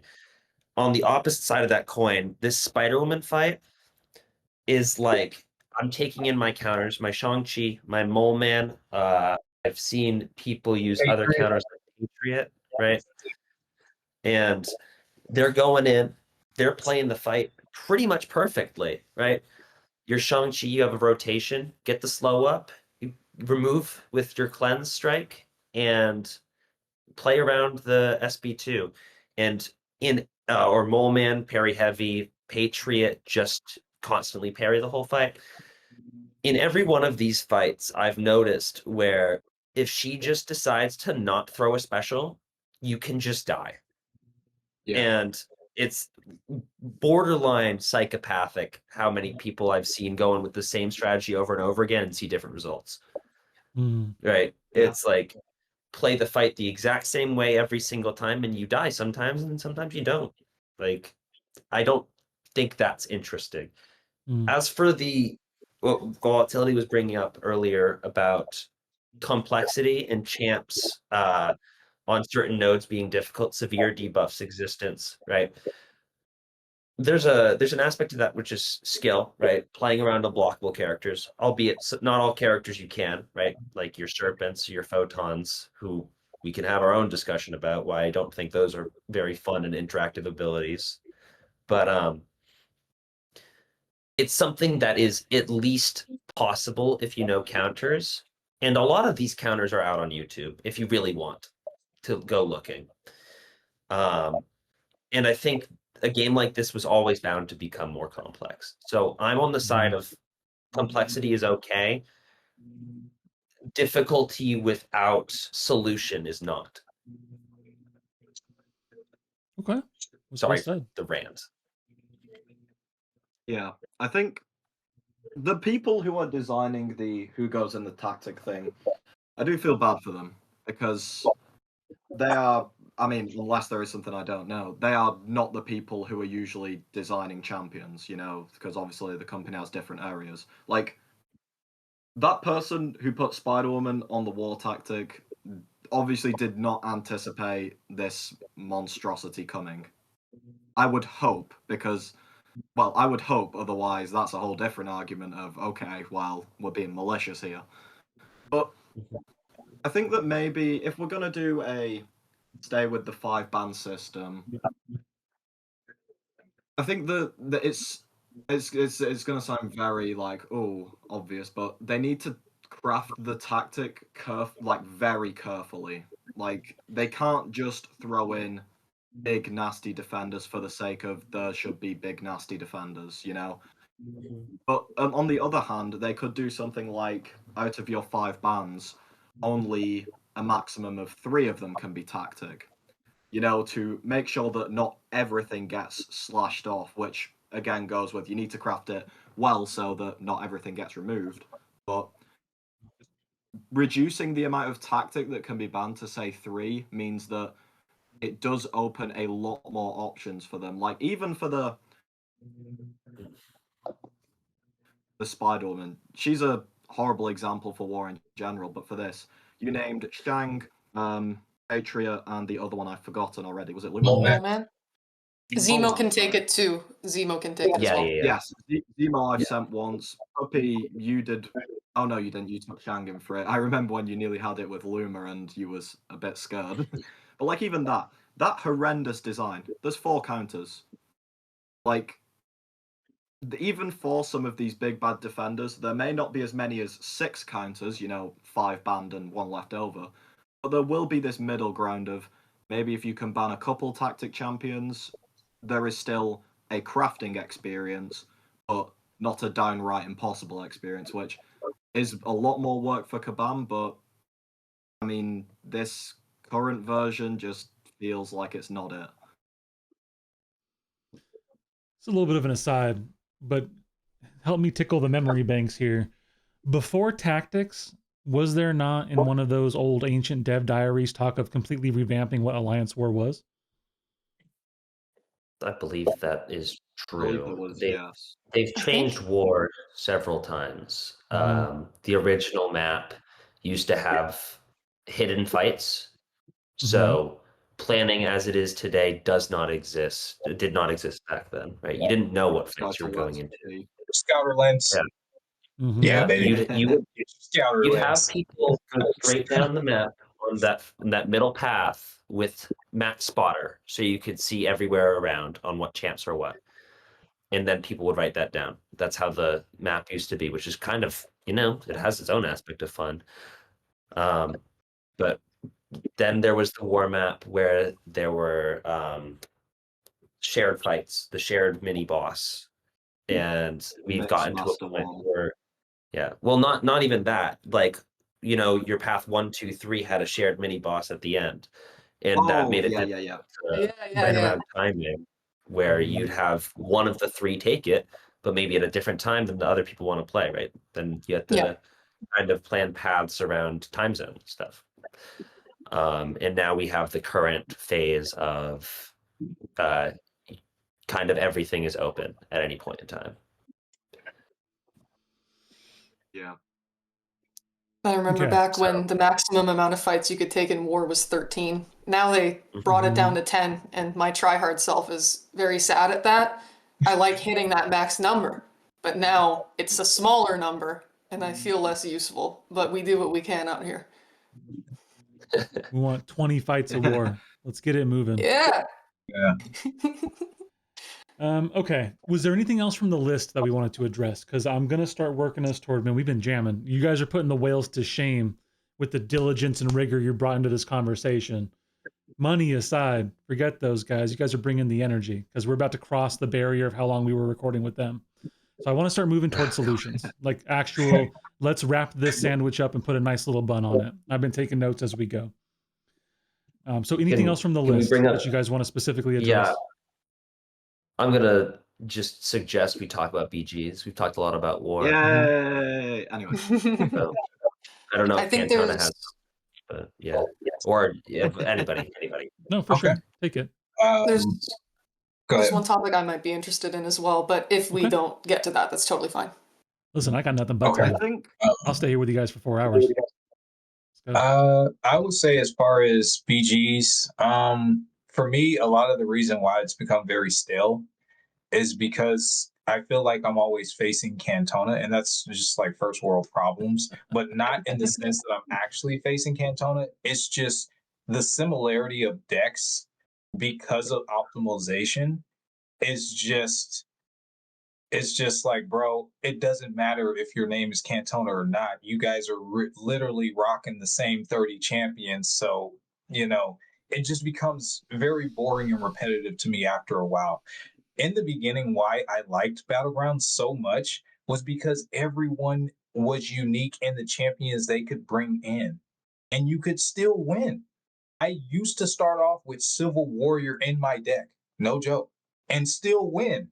Like, that was super fun back then. And I think that's the element due to, of course, again, I do play at the highest level, so I get it. But at the same time, that has taken so much enjoyment out of it for me because of those reasons and other reasons too. But that's a really big part of it. It's just, I always feel like I'm facing the same person, no matter what name is attached. You know what I'm saying? Like right now, okay, well, I better go ahead and go to the bottom of everybody's freaking roster to ban my rank 2 cheese, my rank 2 Zemos, you know what I'm saying? Like it's not enjoyable. It's predictable and it's not fun. So it's the whole reason I quit. Yeah. Yeah. Like, I think the main thing that, I mean, the staleness is obvious. Did I disconnect? No, you're fine. You've been bouncing in and out a little bit, but you're good now. All right, okay. I think the staleness is obvious, but I mean, it's obvious how it got to this staleness, but at the same time, it's important to point out that there is literally no incentive to not be meta in BGs. There is no alternate game mode, alternate reward path, alternate like solo objectives, like kill a Zola using a skill champion. I don't know. There's no like separate parts. It is literally just get to the top or as high as you can. Like, and because of that, I mean, one thing that they mentioned, which is why they haven't done most of the BG's roadmap is annoying me. One thing they mentioned was Little Leagues, which, I mean, they didn't directly say how they was going to do it, but I think most of us can understand Little Leagues will be like essentially an alternative way to play in some method. Just giving an alternative way to play would be so much better. I mean, not everyone has to do it. So if you want to continue doing your meta C1 push, you can do it. But not everyone is then forced to be a part of the meta C1 push, you know? for example, I mean, there's some people in the community who go more off meta than others. You know, Nagase is one of them. Puppy with his stupid champions. You know, Zarafa has some non-meta ones. Like something like that. They'd still be insanely strong players, but the ability to go off meta and not be at an active detriment for doing it, like you are actively detrimented for choosing who you want to use. I mean, I use Hyperion a lot because I find him funny. I am actively detrimenting myself for doing that, for wanting to use a champion that I want to use. Like, Yeah, well, Yeah. that champ's bad, so you deserve it. Presuming the goal is Hey. winning, yes, you're putting yourself at a disadvantage. but like it's too regimented. Like it's not just like you get less rewards; it's you get no rewards, which Yeah. is the key difference. Yeah, exactly. It's- Like I was going to say, the one sentence I was going to say about that is you are at a marked disadvantage if you do not have the Yeah. Serpent, the Yelena, the Zola, the Enchantress, the Bullseye, and their respective counters in your deck. You're basically forced to do that if you want to get as high as you can without basically handicapping yourself. And that whole thing with this being a collection aspect game where, oh, there's all these cool characters, it's like, oh, not really, actually. If you want to be competitive, then it's these ones. Yeah. Otherwise, go kick rocks. You're fine. You know, go. I don't know. Go do your classic EQ. You scrub basically. Use your champions there. Try them out in story. Like those champions, they're so overpowering. They're so strong because that's what they were designed for, both the defenders and the respective counters, that you need them in there. Otherwise, you are making it way harder for yourself, and your enemy just has a very clear advantage because, oh, you don't have a Serpent counter in your deck? Your enemy places that, you lose that round. You don't have a Serpent counter, it's done. Over. So you need that. And then they make more defenders that you need more counters for. So not only is the 3 bans not enough, there's also we need more champions in the decks to deal with all the defenders. So Cantona, I completely agree, despite the fact that I'm not a competitive Battlegrounds player like you are. I see it though. I know it's there.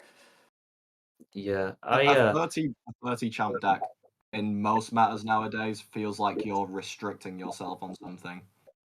Yeah, I think 100%. I will say, in counterpoint, I think there's a lot of aspect of people don't actually know how most of the champs work in the game, and all they see is this top level gameplay, Yeah. right? That Your is Cantonas, your Steelers, your Bureau Man, whoever else is posting.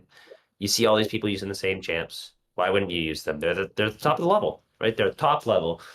So seeing someone like Nagase or J-Will is refreshing, right? You have these unique champs, and then you see, whoa, Gladiator put up a 50K score. What's that about? Is he good? Does he do things, right? And I don't think there's enough incentivization for people to go out and look at these champs, right? Go out and do your own testing. Yeah. Go out and find something that you like. And half the reason that I get in these positions where I want to rank up these unique, obscure champs is I end up testing them, mostly because of war. I want to see how viable they are for certain things. And I end up being like, wow, this is super cool. This can do, newest champ just came out, Frankencastle, right? He has an unstoppable walk up. And I'm like, wow, you can use that to just throw out random heavies. He counters Zola, right? People don't do this testing where it's just like you don't find something unique and interesting about these champs. And you end up just following the leader. And no shame in that. It's how it goes. If you see something working, why wouldn't you use it? Yeah. Yeah. I mean, my streams as a whole, there is literally probably only 2 unique things I do on my stream, which, you can say I'm part of the problem, but I'm not incentivized to not be a part of the problem type thing. Like, the only champs I use that is slightly off meta is Hyperion, and he's slightly gained some traction now, but Zola on attack, because usually everyone just chucks the Zola on defense and tells their opponent to cry. But, like, literally apart from that, I will use the 28 or 28 of the meta champs. Which, like I said, you can say I'm part of the problem, but no offense, why would I not? I would, there is no reason for me to not to, unless I want to make a unique YouTube video. Literally the only reason you would use something unique, unless you actually like the champ, is ego points to be like, ha, Yep. I beat Yep. the meta with an off-meta champion. Like, there's no, I think that they are really not missing a trick because they obviously want to sell the best champions, but they're missing something in BGs in terms of diversity. Like, very clearly, it's so obvious to see for everyone. I'm almost Which I wondering. think Little Leagues is the solution. But... No, Cantona, maybe you're on to something there because I'm wondering maybe if it's possible or they could do like a battlegrounds, season for the regular, meta rats and stuff like that. Which, no offense, I don't think you're doing anything wrong. Like, I think you're incentivized to do exactly what you're doing and you're cooking, brother. But for people that like, for me and Puppy, for an example, I wish they could come out with something similar rewards, right? But they ban the meta champions. Like, hey, you guys have to create a deck and they have like 50 champions that you cannot use for offense or for defense. And then you have to go be creative and then win I like that, that. right? You know what I'm saying? Like, because that way it would be interesting. It would be fun again. I could use obscure or unique champions, you know what I'm saying? And therefore, it would be self-satisfying for me. I know that's not everybody's cup of tea, but it would be refreshing. It would be something different. It would be worth the try, in my opinion, because if we're saying, hey, the problem is rewards, well, let's fix that. Let's just give them the same rewards because they're doing the same thing, just with different champions, right?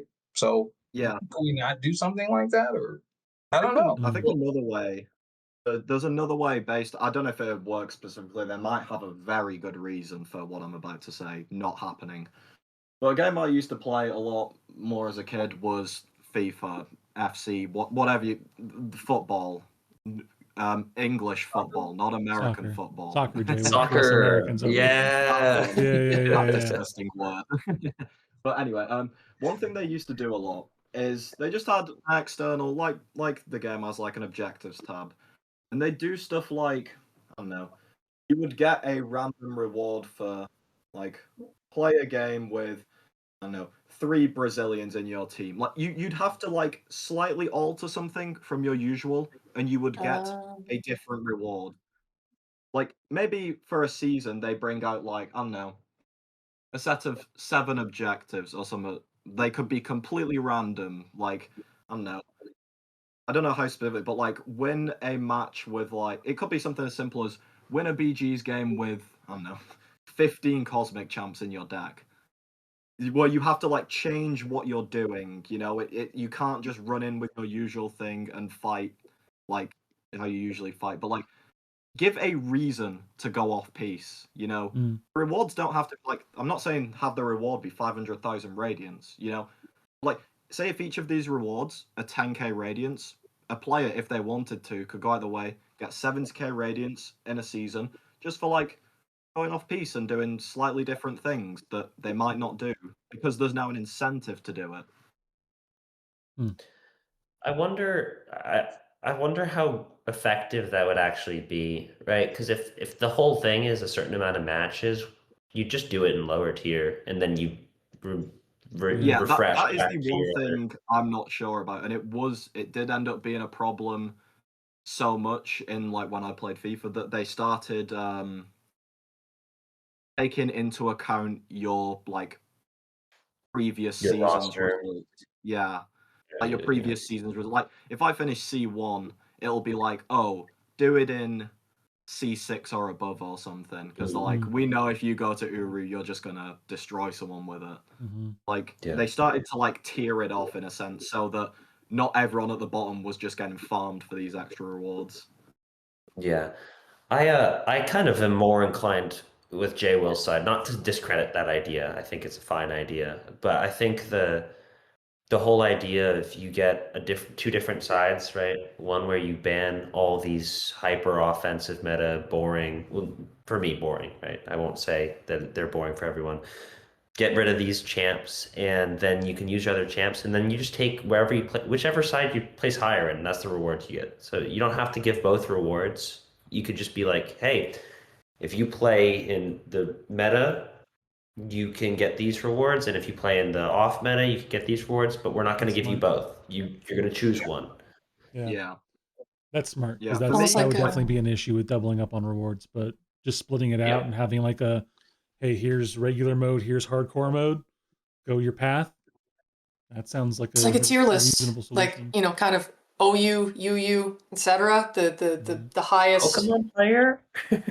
Ah, Oh but no. the Oh the no. no, you start him off. that You start him off. concept where the best champs, you gotta you gotta use everyone below that who are known to like not be the top meta. Jay, Will, your idea, that sounds phenomenal. I love that. That would be really, really refreshing. And Cantona, I like that. That sounds fun. The only thing is like the methods to inject that, because it's like, if you like match against random people, even if they are in a similar tier, what if you guys are going for like different objectives? So then your entire teams would be different. So maybe if you win a match with 15 Mystics and the other guys win a match with 15 Cosmics, well, I think we know how that's gonna go. Where there would probably need to be some kind of way where they Yeah. like they're doing the same thing. And I mean, I'm not no developer and I'm not no scientist, so I can't fathom a way that would work off the top of my head. But it sounds tricky. But I really do like the concept of it, though. I think that would be fun. I think he did hit a good Yeah. point, which is, well, one, I felt assaulted by someone talking about doing these unique things as ego points. I won't say which one of you said that, because some of us may have floated around making small decks fighting in Mysterium and Celestial. And it wasn't just for ego, I'll have you know. It was to try to have some fun, okay, in this game. See, for me, but it no- is ego. hey, fair For me, enough. it I is. just wanted to know if there was a different route. But there is a fair point to some degree to incentivize fun, because that's really what we're Yes. talking about, right? We're talking about Yeah. incentivizing this fun, separate, non-meta, grindy, sweaty game style and method. And I think there's a lot of value in that mindset, and it makes sense to me because as I've been listening to you guys, I've been hearing things. One of the things I wrote down here, I'm hearing kind of commonly, not directly, but commonly, two different groups. I think what we're talking about is in this community, explicitly from a competitive aspect, there are two different groups. And one of the things that I feel like I'm seeing and hearing, especially when we talk about the misses of the different game modes, is kind of a lack of identity and acknowledgement of these two different groups. Like, we're trying to treat it like it's all one thing, and we're trying to kind of please everyone in this mingled thing, and as a result, everyone's pissed. All right. So it feels a little bit like right now, like Kabam kind of is suffering from a lack of identity. Who are we? What do we want to do? What is the future we're crafting? Which kind of ties to that initial word of reactionary. Right now, there's a lot of reaction. Hey, they're Ron Burgundy out there. Listen, I'm going to throw this out. You can take it or you can throw it right back. Okay. And so they're just throwing crap at the wall. And here we wind up. So my mindset, my perspective goes to this. There's a book I read every once in a while. It talks about not being conformed to the world, but being transformed by the renewing of one's mind. And so I can't help but take that and think that Kabam needs to rethink how they're approaching the game, the community, to come at it from a different perspective. So I want all of us to put those glasses on, the renewing our mind glasses, rethinking about this, and shift gears. And we can keep talking about BGs, by the way. We can keep talking about it. How do we help Kabam shift their mindset and start to make these things we're discussing better? And I know we've hit some solutions. I've got those noted down, but that's where I'm opening the floor to you guys. How do we get them into this mindset of making this game better? I mean, the biggest thing that's pretty noticeable, right? And this is along the same lines as BG's. From what I have seen and heard, most of the people going to the biggest event Kabam has hosted are saying that if they win, they'll quit. Right? There's Yeah. a clear Yeah. incentive that people don't want to play. Right? If all of your top players, your money-making players, don't want to play this game anymore, why would the people who don't make money or don't Yeah. play at the highest level want to play? Yeah. I mean, I will say this now as like, not to set it in stone, but if I win the brawl and there isn't a direction change, like, Kabam, think of this as what is there left for me to play for? What should I care for? What are you going to bring me back into the game for? Because the game feels actively against you. So, should I just take my win and run? Like, there needs to be a change of philosophy because, I mean, it's like you said, most of the people going, like, if they win, that's like that, okay, I've peaked, bye-bye. Like, they don't have a reason to stay at that point. They've gone beyond what Kabam can give them. It's like they're It's looking for almost closure. not even have a reason. It's that they don't want to stay. Yeah, there's it's not about a closure to reason like, to stay. okay, I did it and I can kind of get out of the sunk cost fallacy that so many of us are in, clearly. And so just trying to kind of do that final severing of ties. I mean, geez, the amount of top level players I know, and even mid level, all levels, honestly, they speak about this game like they're unlucky enough to have found it and thus are playing it. They're in here and they don't want to be, but they still are because, you know, hey, we're here. And it's like, you don't hear a good chunk of people, I don't know the exact percentages, again, I'm not no scientist, but there's a significant chunk of players who like unhappily play the game.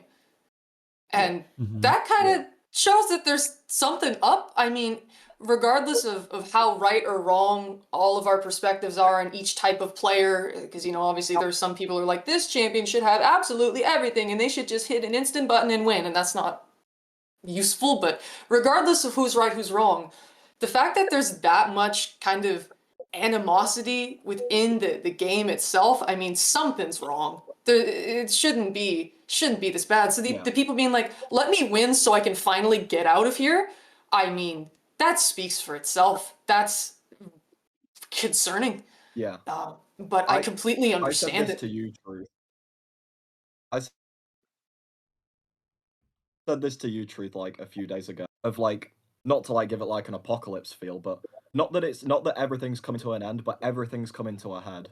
The Summoner Fest, they need to listen to people. Not just they should, they need to listen to people.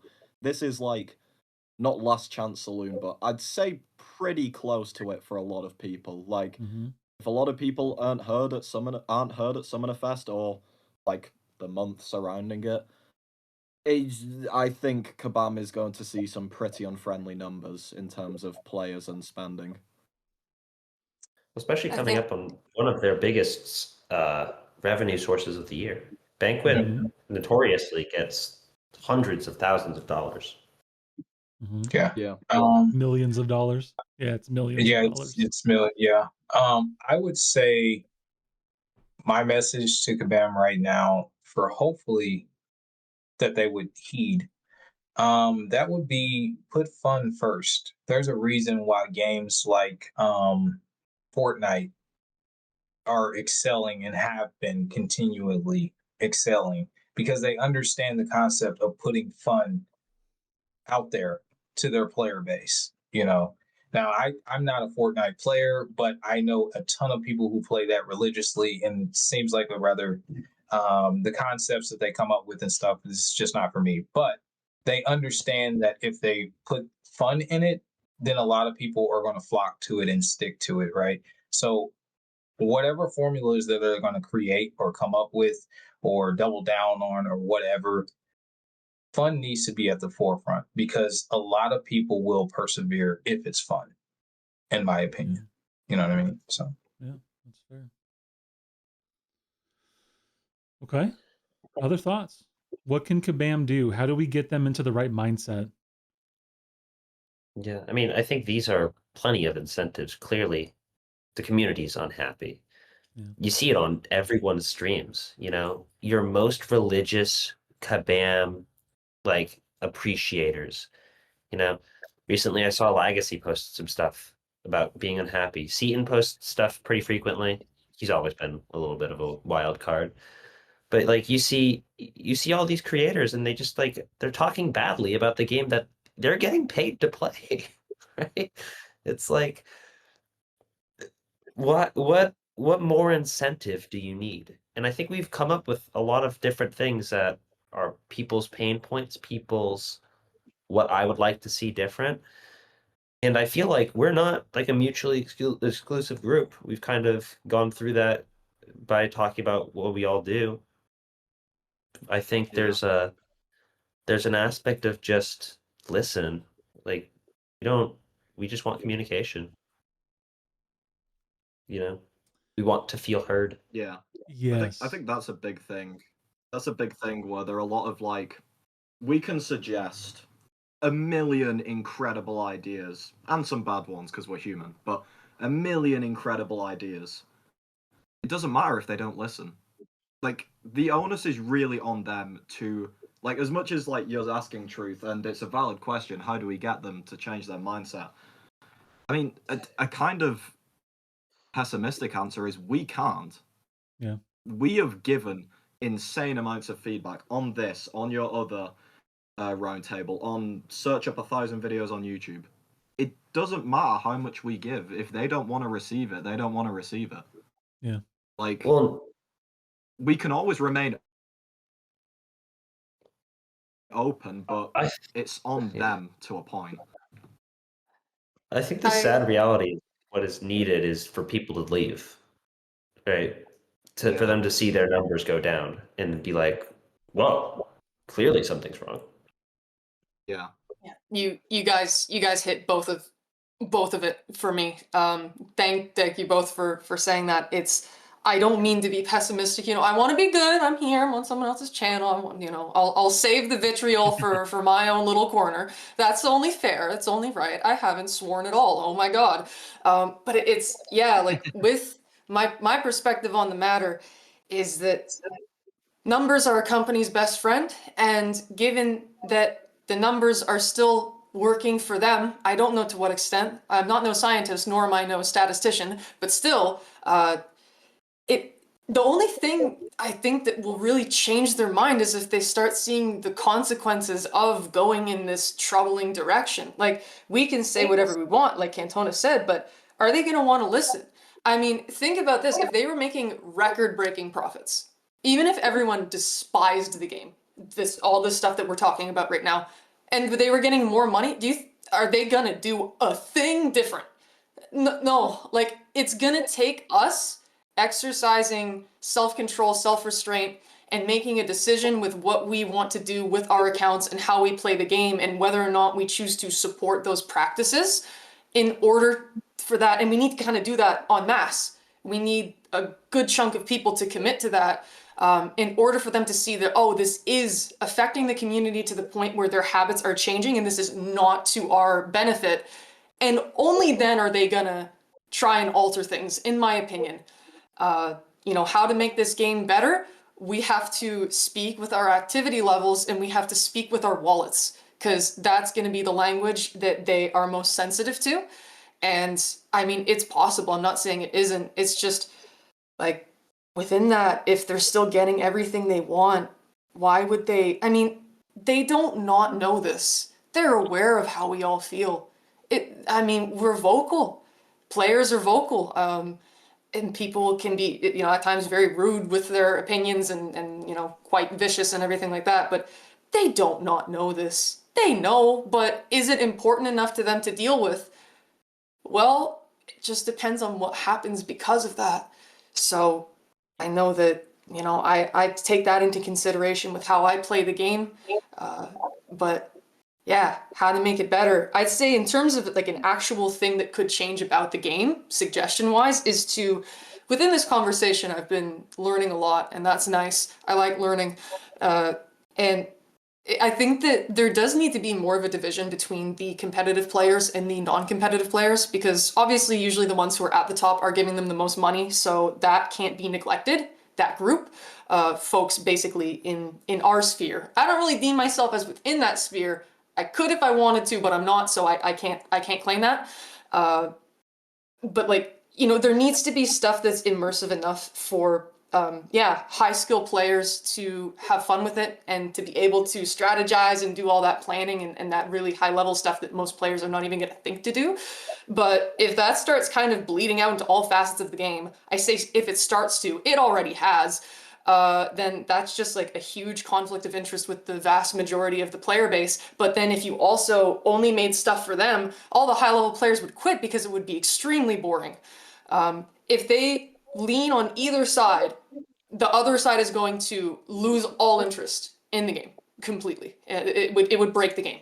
So again, not no designer either. I'm not a lot of things, but some way to kind of lock that really competitive stuff at the top for only those who are willing to do it, rather than kind of forcing casual players through it if they want trophy tokens in Battlegrounds. Because they have to do serpents with weird nodes. They have to do this, they have to do that. Do they want to? No, but I mean, they want their trophy tokens, so I guess they got to. They have to suffer through it, even though that's not why they're here. So a whole game mode is just out of that. War is just out of that. You know, how many game modes are we going to take away until it's something that you know, a casual player can partake in casually rather than, you know, all or nothing. So I think that there should be some kind of split where, like with that war stuff that you were mentioning, Puppy, I think that maybe in like tier 1, that's where that stuff stays, and then it's a lot more forgiving from there down.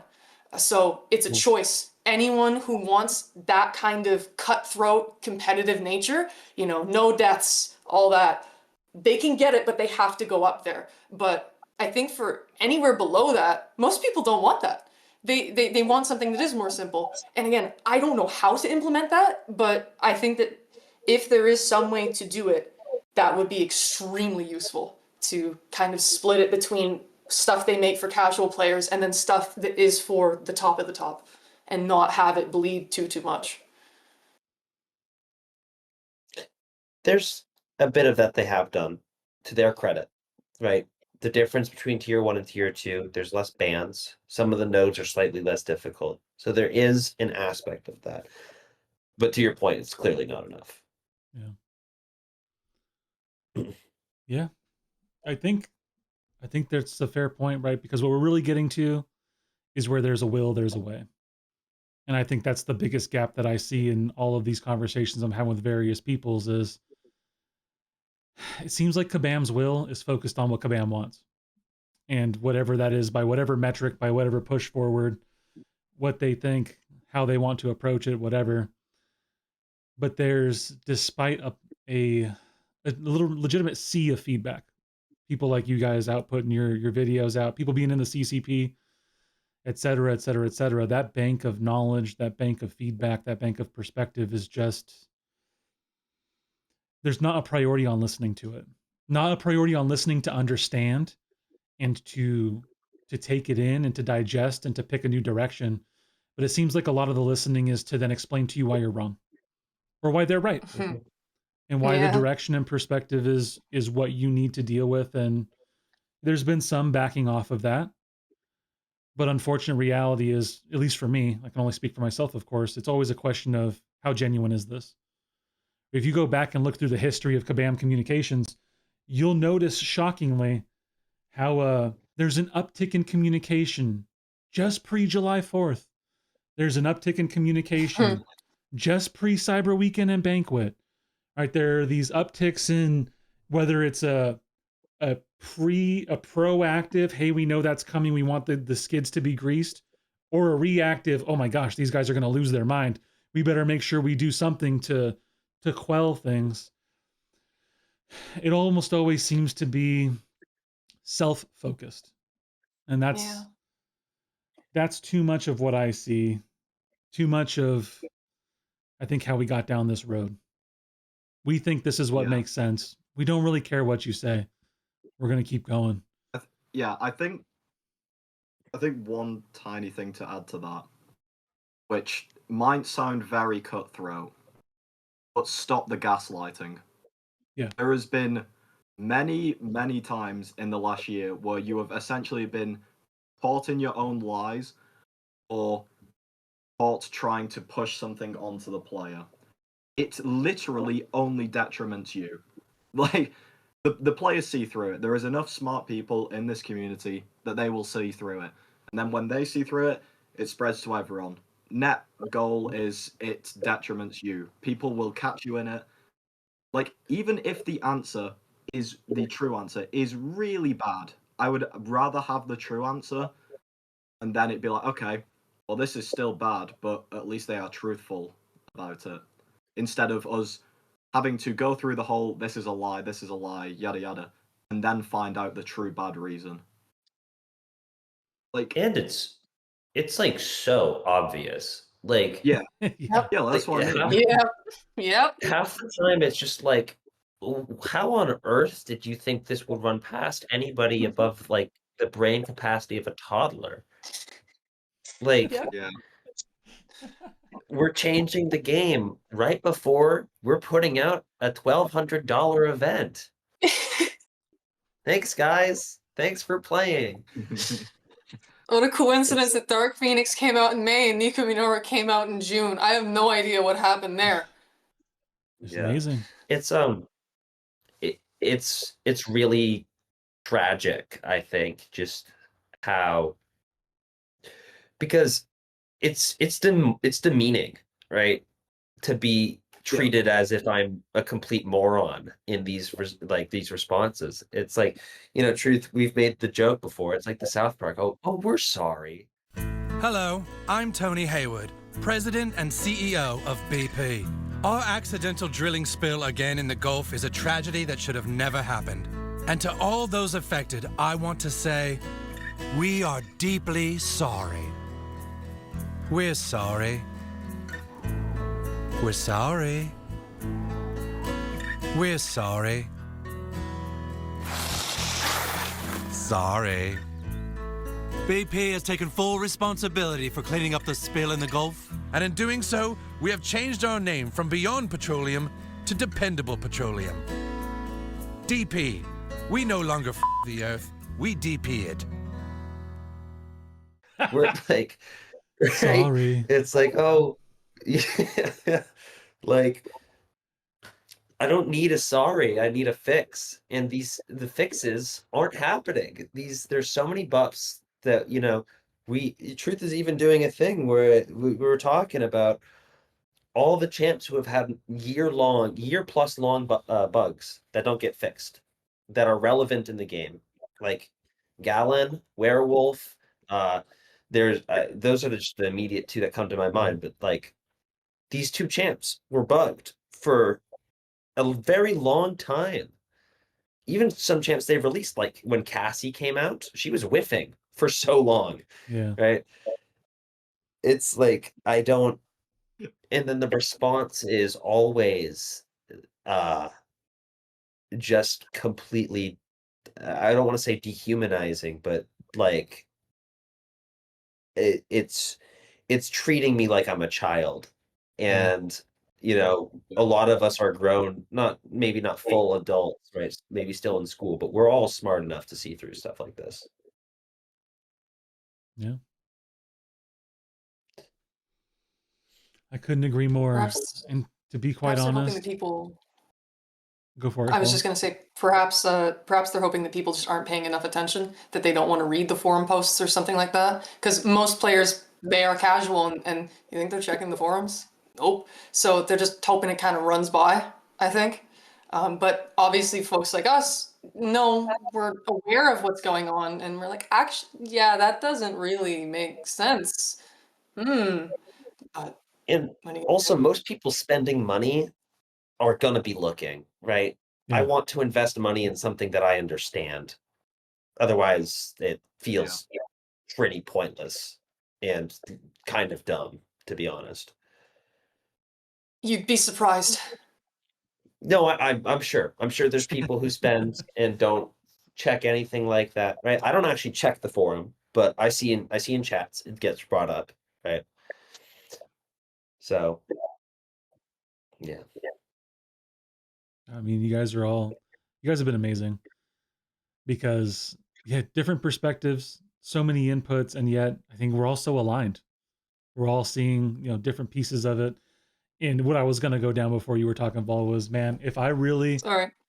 no, I'm in a role, because I don't want to go down this road. I'm in a role where corporate communications is a part of what I do. I am effectively a director of human resources at this moment in time.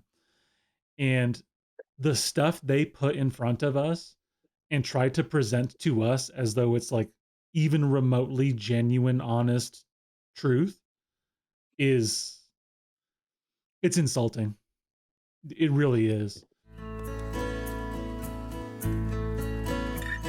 As president of DP Oil, I want to say we're sorry. I'm deeply sorry. It's insulting to present me with stuff like that and think that you're going to get a remotely, functional human being with thought to buy what you're selling. And again, I've been going through putting some posts together and stuff. I was talking to Jay about this earlier. I was back in late last year looking at posts and just look at the we want to make sure Titan value is increased post. So we're not going to put idols in there because there's going to be other ways to acquire them. And, this thing. Tell me the truth. You're going to sell me these champs and dupes. Okay, I'm not going to be able to get them without buying them. Just tell me They're technically possible free to play. They're technically possible. You just need to win an arena and play Celestial. Super easy. You don't have to spend. You want them enough, go get them. Not even Celestial, Vol, because in C6 you don't get a piece. In C5 you get one. No, you don't get it in C6. No. You got to be C1 to get all 12 pieces or whatever. That's disgusting.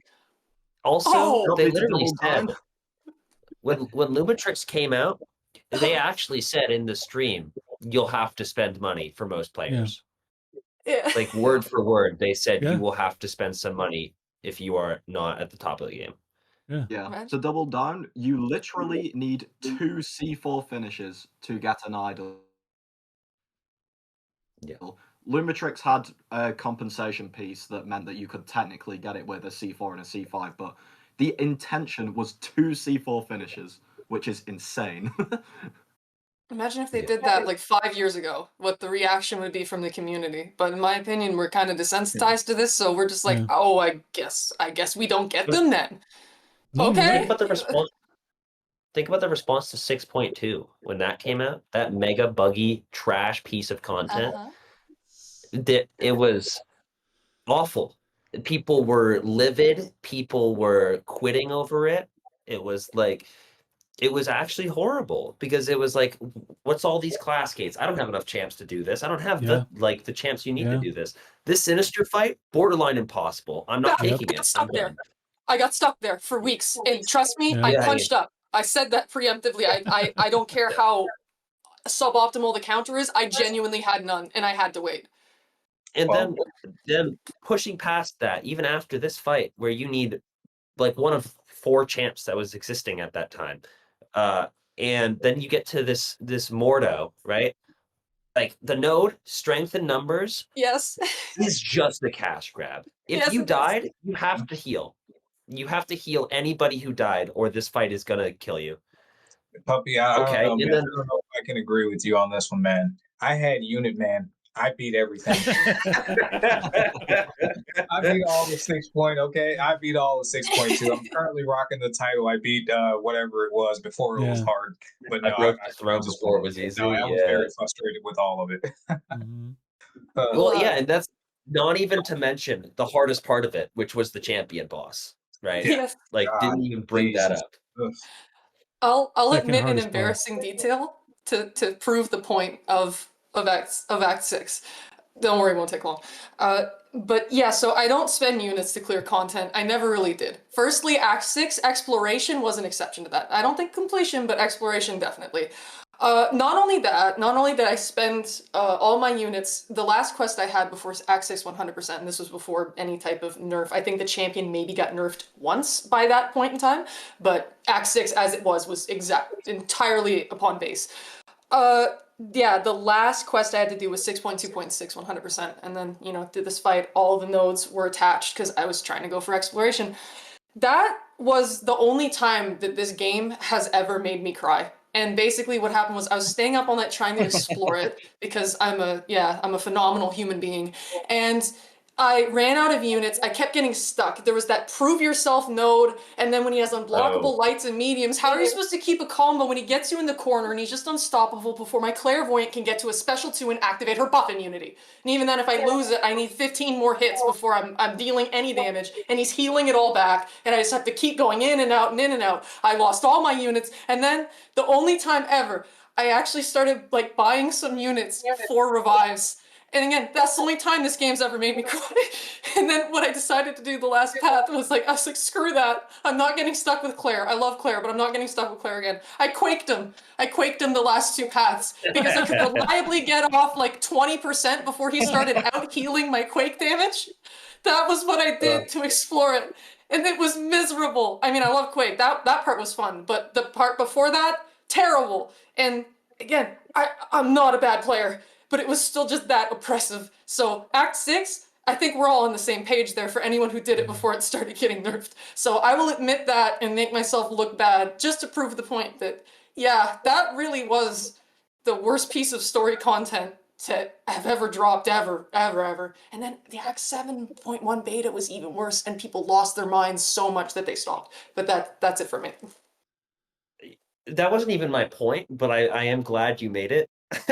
My point was the reaction to that was infinitely more oppressive of I dislike this, I'm quitting, I'm done with this game, than we have had any response to any of these bad changes recently. Yeah. Right? And it's proven. Act 6 has been nerfed 4 times now. Yeah.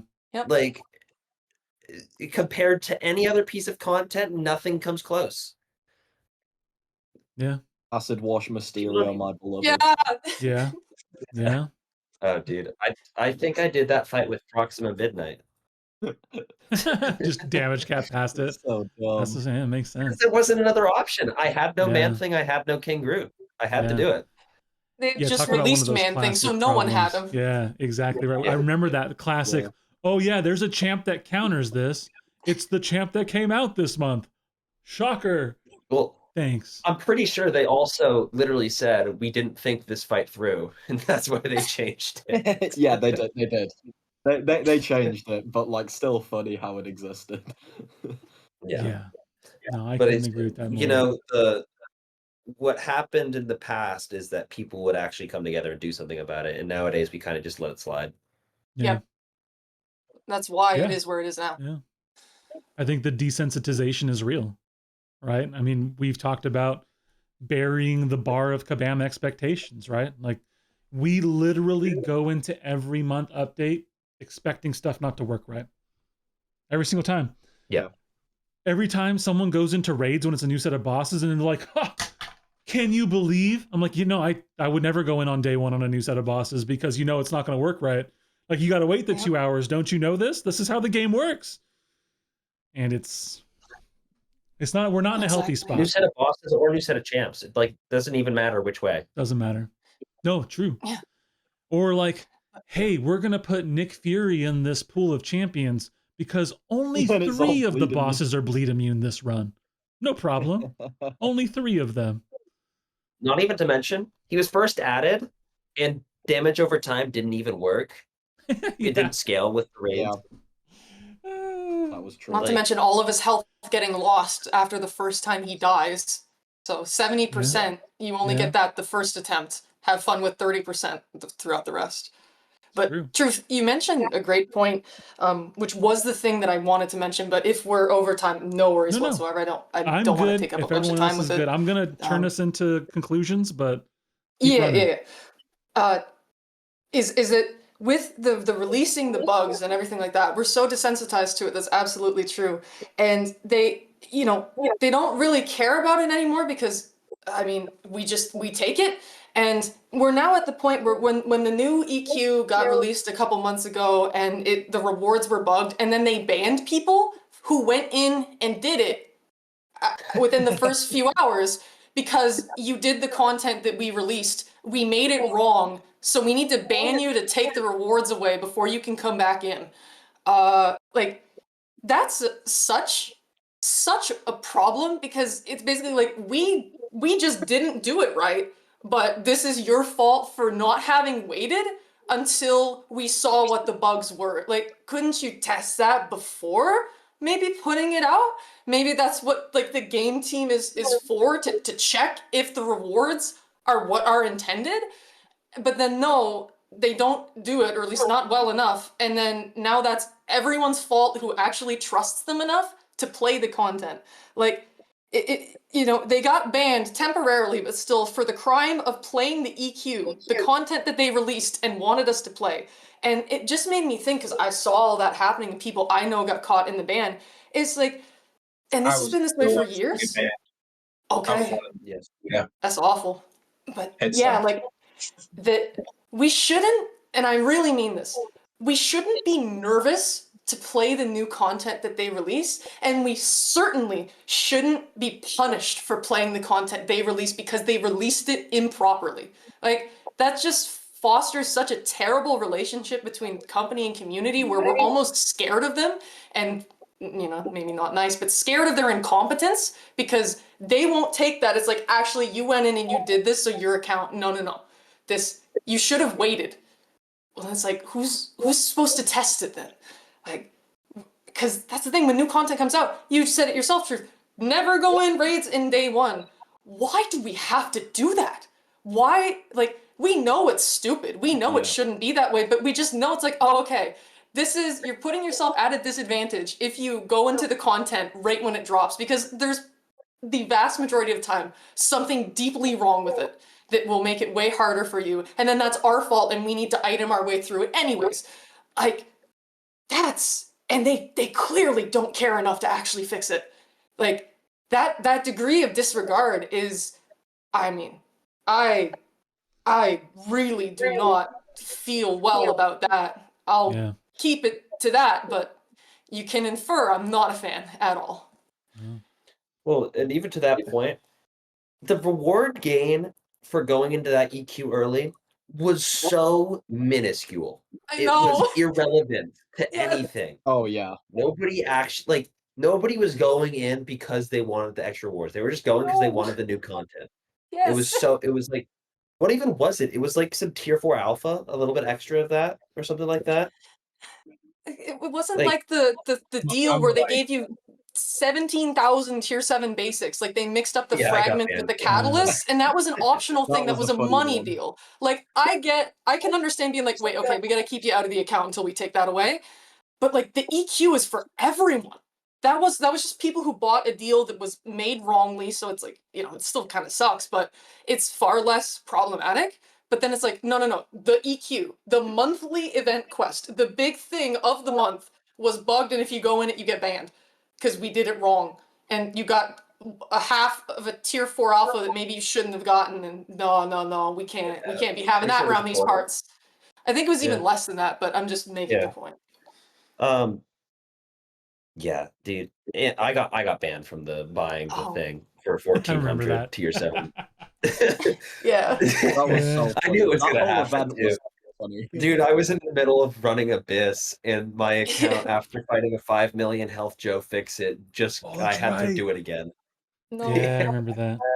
Yeah. I was using Guillotine 2099. By the way, when I got unbanned, she lost her ramp on combo. That was kind of garbage, bro. I was pretty annoyed at that. The nerve, the audacity. Yeah, dude, where's my 100 combo, bro? Sorry. Bam, you've done many bad things, but that's a good one. I respect That's that. the capper right there. What the hell? Yeah. I mean, it's just the whole thing of like, we say a lot of the time about, they're like, oh yeah, we did test this and something went wrong. Well, I'm sorry, I just don't believe you because of like, it's not like a tiny thing went wrong, oh boo-hoo, overlap. Yeah. The most game-breaking possible thing went wrong. Like, 17,000 fragments compared to 17,000 full catalysts. Like, Yeah. come on, like, Well, let's. To be fair, that one's like a slight mistype in code, right? No, It's that's a like slight mistype. cattle. There's a Yeah. good one. I'm That gonna one's more of a piggyback. I funny think we're error. all riding this same piggy here. I'm gonna piggyback on that and go back to, you remember the power gain war tactic from X number of seasons ago, where it was like, oh yeah, we're gonna gain this much red. Like, really? Back to back special threes. Come on, At the very man. least, it was in the off season. That node was so funny. Some of the Yeah. funniest fights I've ever seen. I saw someone take an Omega Red versus Sauron, and they played the whole fight, not a single hit. They threw one heavy right when Suicide was about to die, and it was a Sauron. Instant SP3, and they died. Done. Are on my goat.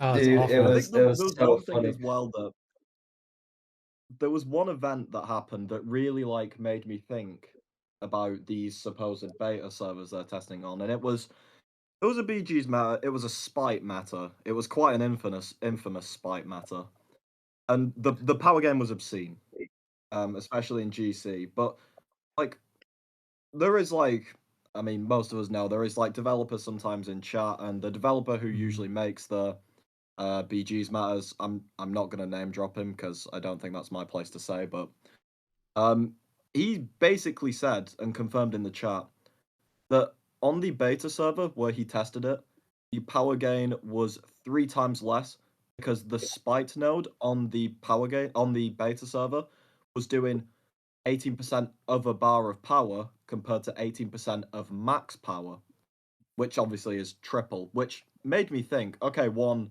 it's kind of funny in a sense, but the overarching issue here is how outdated are these beta servers that maybe they are testing and then it just means nothing because they have Yeah. millions of nodes and code outdated.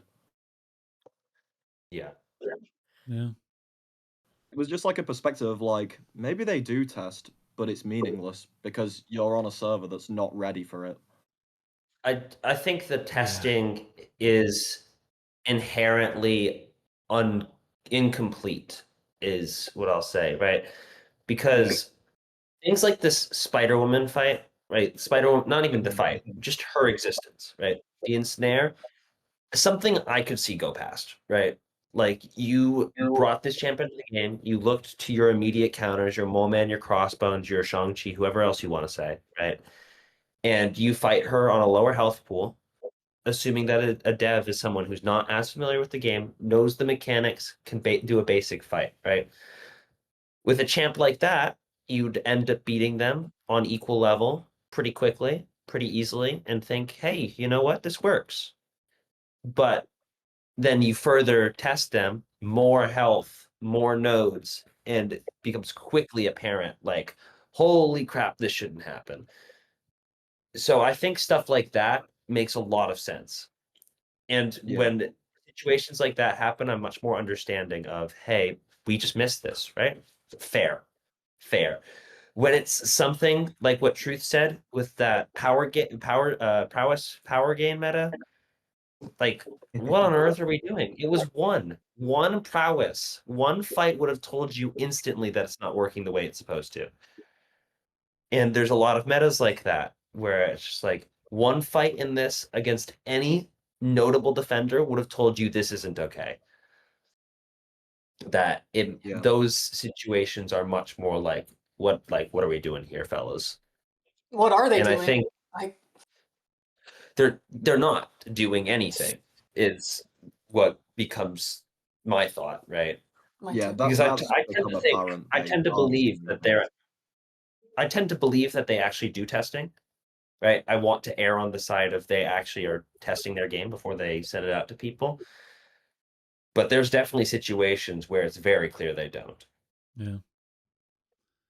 I do feel a little bit like Will Ferrell in Wedding Crashers. And he's like, what is she doing back there? I never know what she's doing. As a Kabam, right? So much of it is 101 stuff. So let's wrap this thing with a bow. Okay, we've talked through a few different things. We had some subjects we talked about from the beginning. I took some notes. So I'm going to go back through the subjects. I'm going to kind of go through the notes I had, and then we'll go back to the roundtable, let you guys finish out your closing thoughts, messages to the people, messages to Kabam, that kind of thing. But we talked about game modes and player experience. I think that there was a lot of good insight that was put in many of the game modes. The BG stuff was good. Talked about little leagues. I like the massive blacklist mode. I think again, like we talked about, these two paths to go down: your hardcore mode and your more fun mode. And I love Puppy's idea of, yeah, you get whatever rewards are highest. That makes perfect sense. Wherever you want to grind, you get your rewards. We talked about, making nodes less punishing and more fun, right? And that was the bigger point of putting fun first. A decent test map would make our experience a lot better, or a decent test fight at the very least. That is in Realm of Legends. We talked about rebalance. Well, we didn't actually specifically do say this, but I noted it. If you're going to rebalance a champion, Kabam, remove them from the Alliance War tactic, please. Okay, enough said. Technical stability and bugs. We honestly didn't go too far down that road. But again, any one of these subjects we could literally sit and talk about for 2 hours, because the reality is this game's got to be fixed, man. Basic input's not working. Earlier today, like I said, this past week, 2 of my wars, I've had to stop, shut my phone down, shut my game down, restart everything, just to do basic functionality. I could not dex photons heavy today. My first dex would register, my second dex would not. 5 times. Almost died in a fight. Should have been easy 70-80% solo. The other constant bugs with game modes that come in, every update, etc., etc., etc. This game needs some real functional love. We talked about champ design and balance. I think the main message of that was stop. Just stop. Just stop. Stop doing what you're doing. The road we're going down, let's pull back on this philosophy of we're going to just problem solution you to death, and because that's been expediting way too rapidly. And the reality, I think, is all those wrap into the last thing we've talked about, which is just overarching Kabam, which is Kabam needs to shift their mindset. My general kind of like leadership run rules have been do the right thing the right way for the right reason, do your best, show others you care. If you check those boxes, it will be so much more reasonable for everyone involved. We can be in a much different spot where, to so much of what Vol said, what do you care about? Because right now, the only care sense I get at this moment in time is either making sure I spent money or making sure I feel good enough to spend money. And none of the rest of it seems to be of anything of substance from my perspective. And their communication, right? The communication's a two-way street. It's not a one-way street. Actually listening to what people are saying, taking that in a meaningful way to understand it, and not just to cut it down because you want to find a little thing to say, nope, I disagree with that, so I'm going to throw the rest of this away and continue down my ominous road I'm on. Putting fun first, trying to put fun back into this game as opposed to, like, it's suffering. So much of what we're doing right now is suffering through this game. And learning. They need to learn from the past. I mean, at the least we talked about Act 6, right? They learned, but then we started bringing gates back. We hammered on them about AQ, and they were like, you know what? You're right. No more entry costs. We're going to reduce RNG. We hear you. And then what do we get with raids? Entry cost, massive RNG rewards. My last raid was 2 tier 6 class catalysts and a quarter of a tier 4 alpha. Hey, thanks a lot. That's pretty cool. I could get that for like 4,000 radiance. Yeah.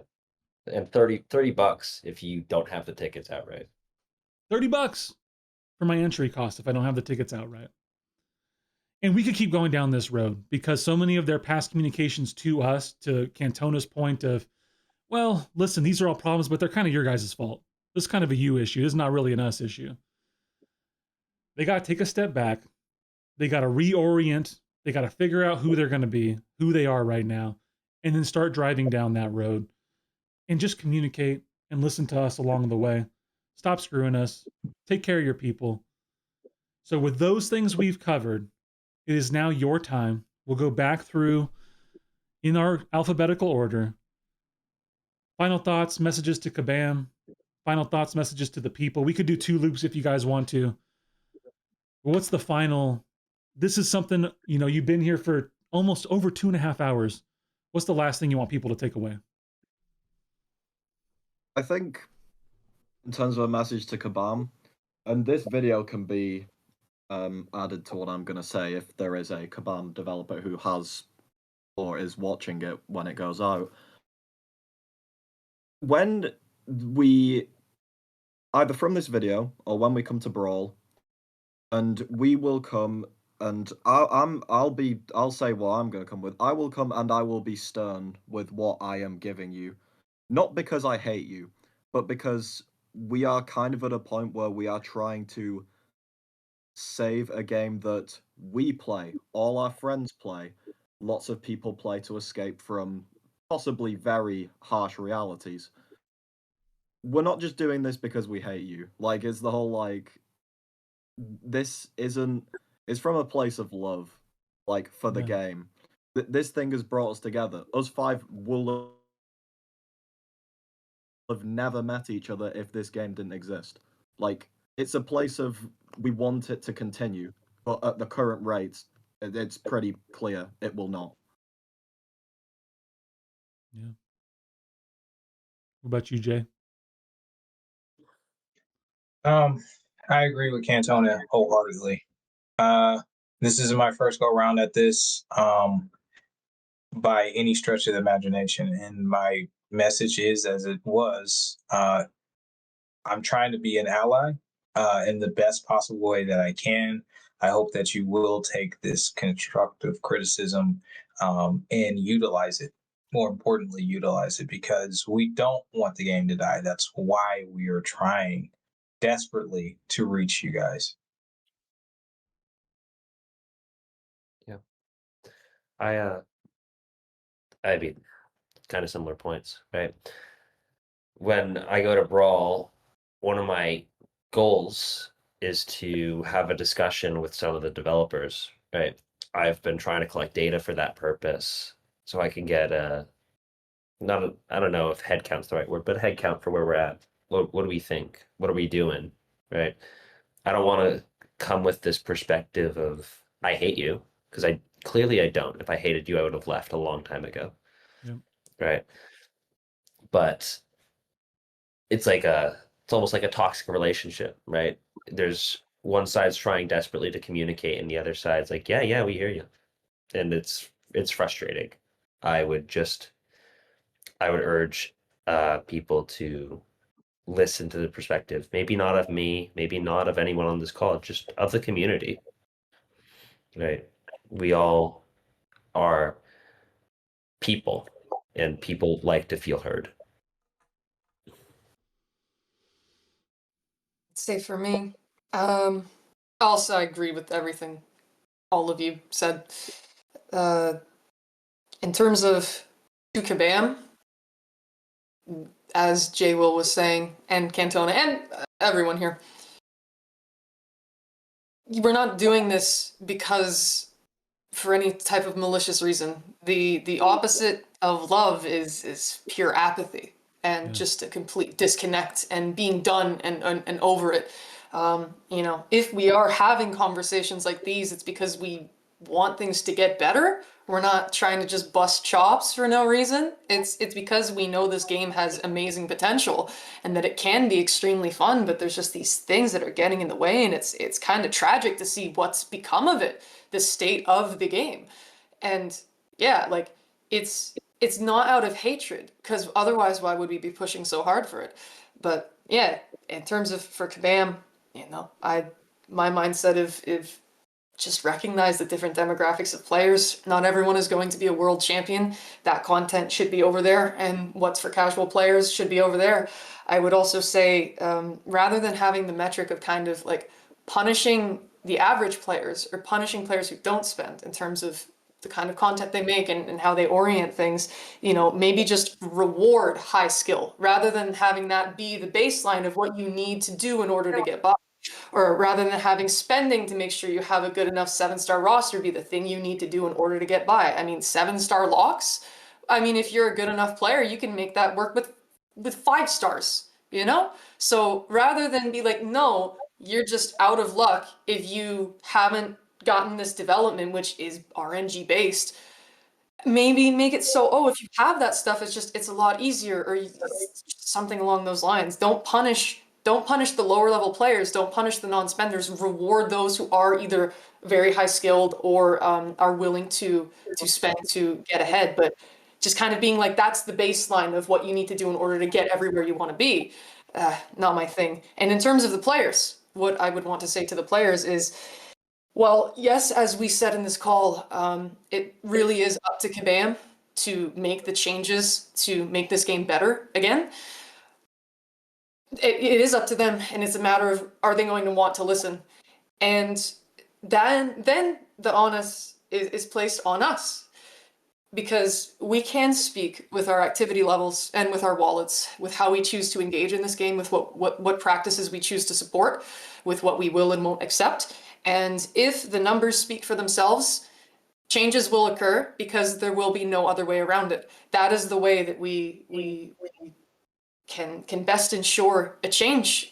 And I mean, if not, if folks still want to go about it how they want to go about it, just understand that more things like this will happen.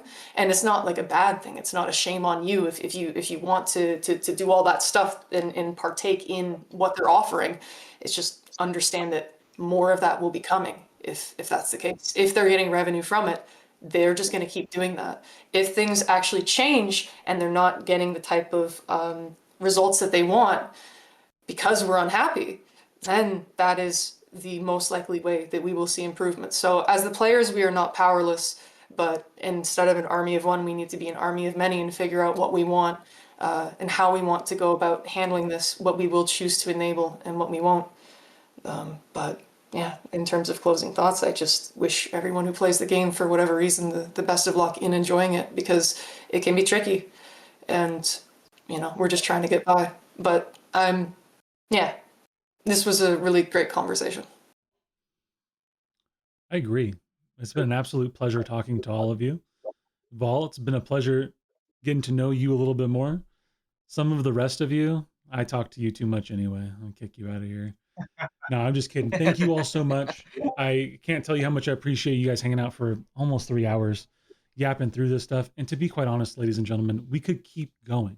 Like I said, any one of these subjects, if we really wanted to slice down and break down technically, these could be 2-3 hour conversations in and of themselves. But here you see it. A round of applause for our wonderful guests.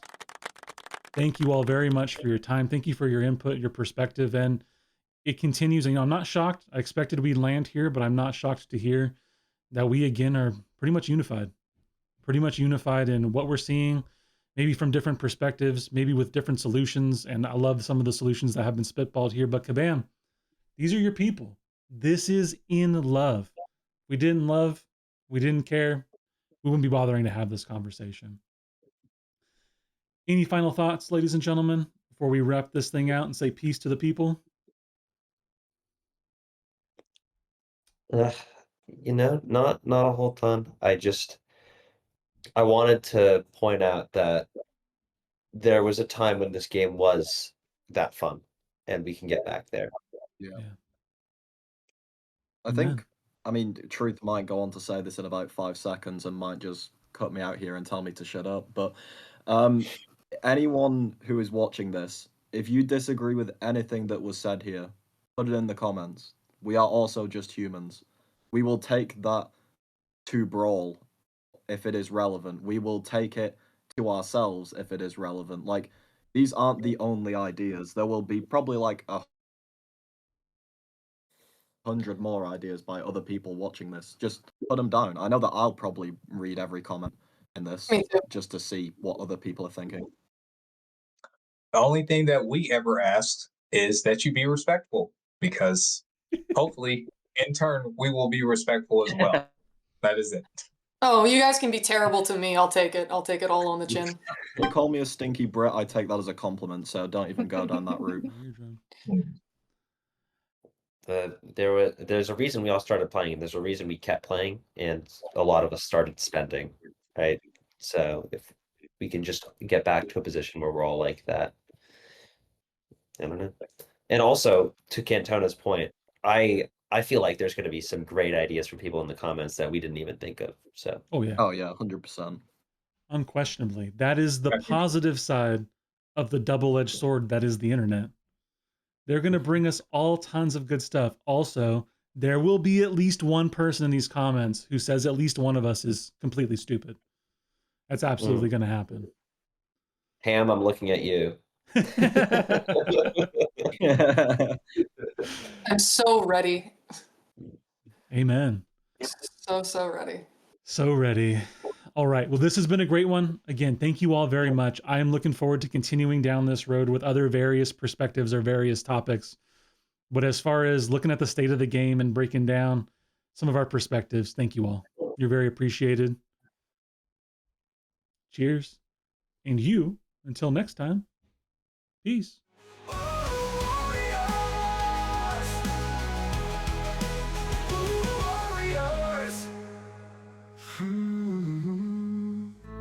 Hello, I'm Tony Hayward, CEO of DP. Tearing a hole into another dimension is a tragedy that should have never happened.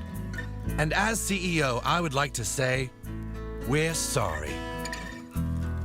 We're sorry. We're sorry.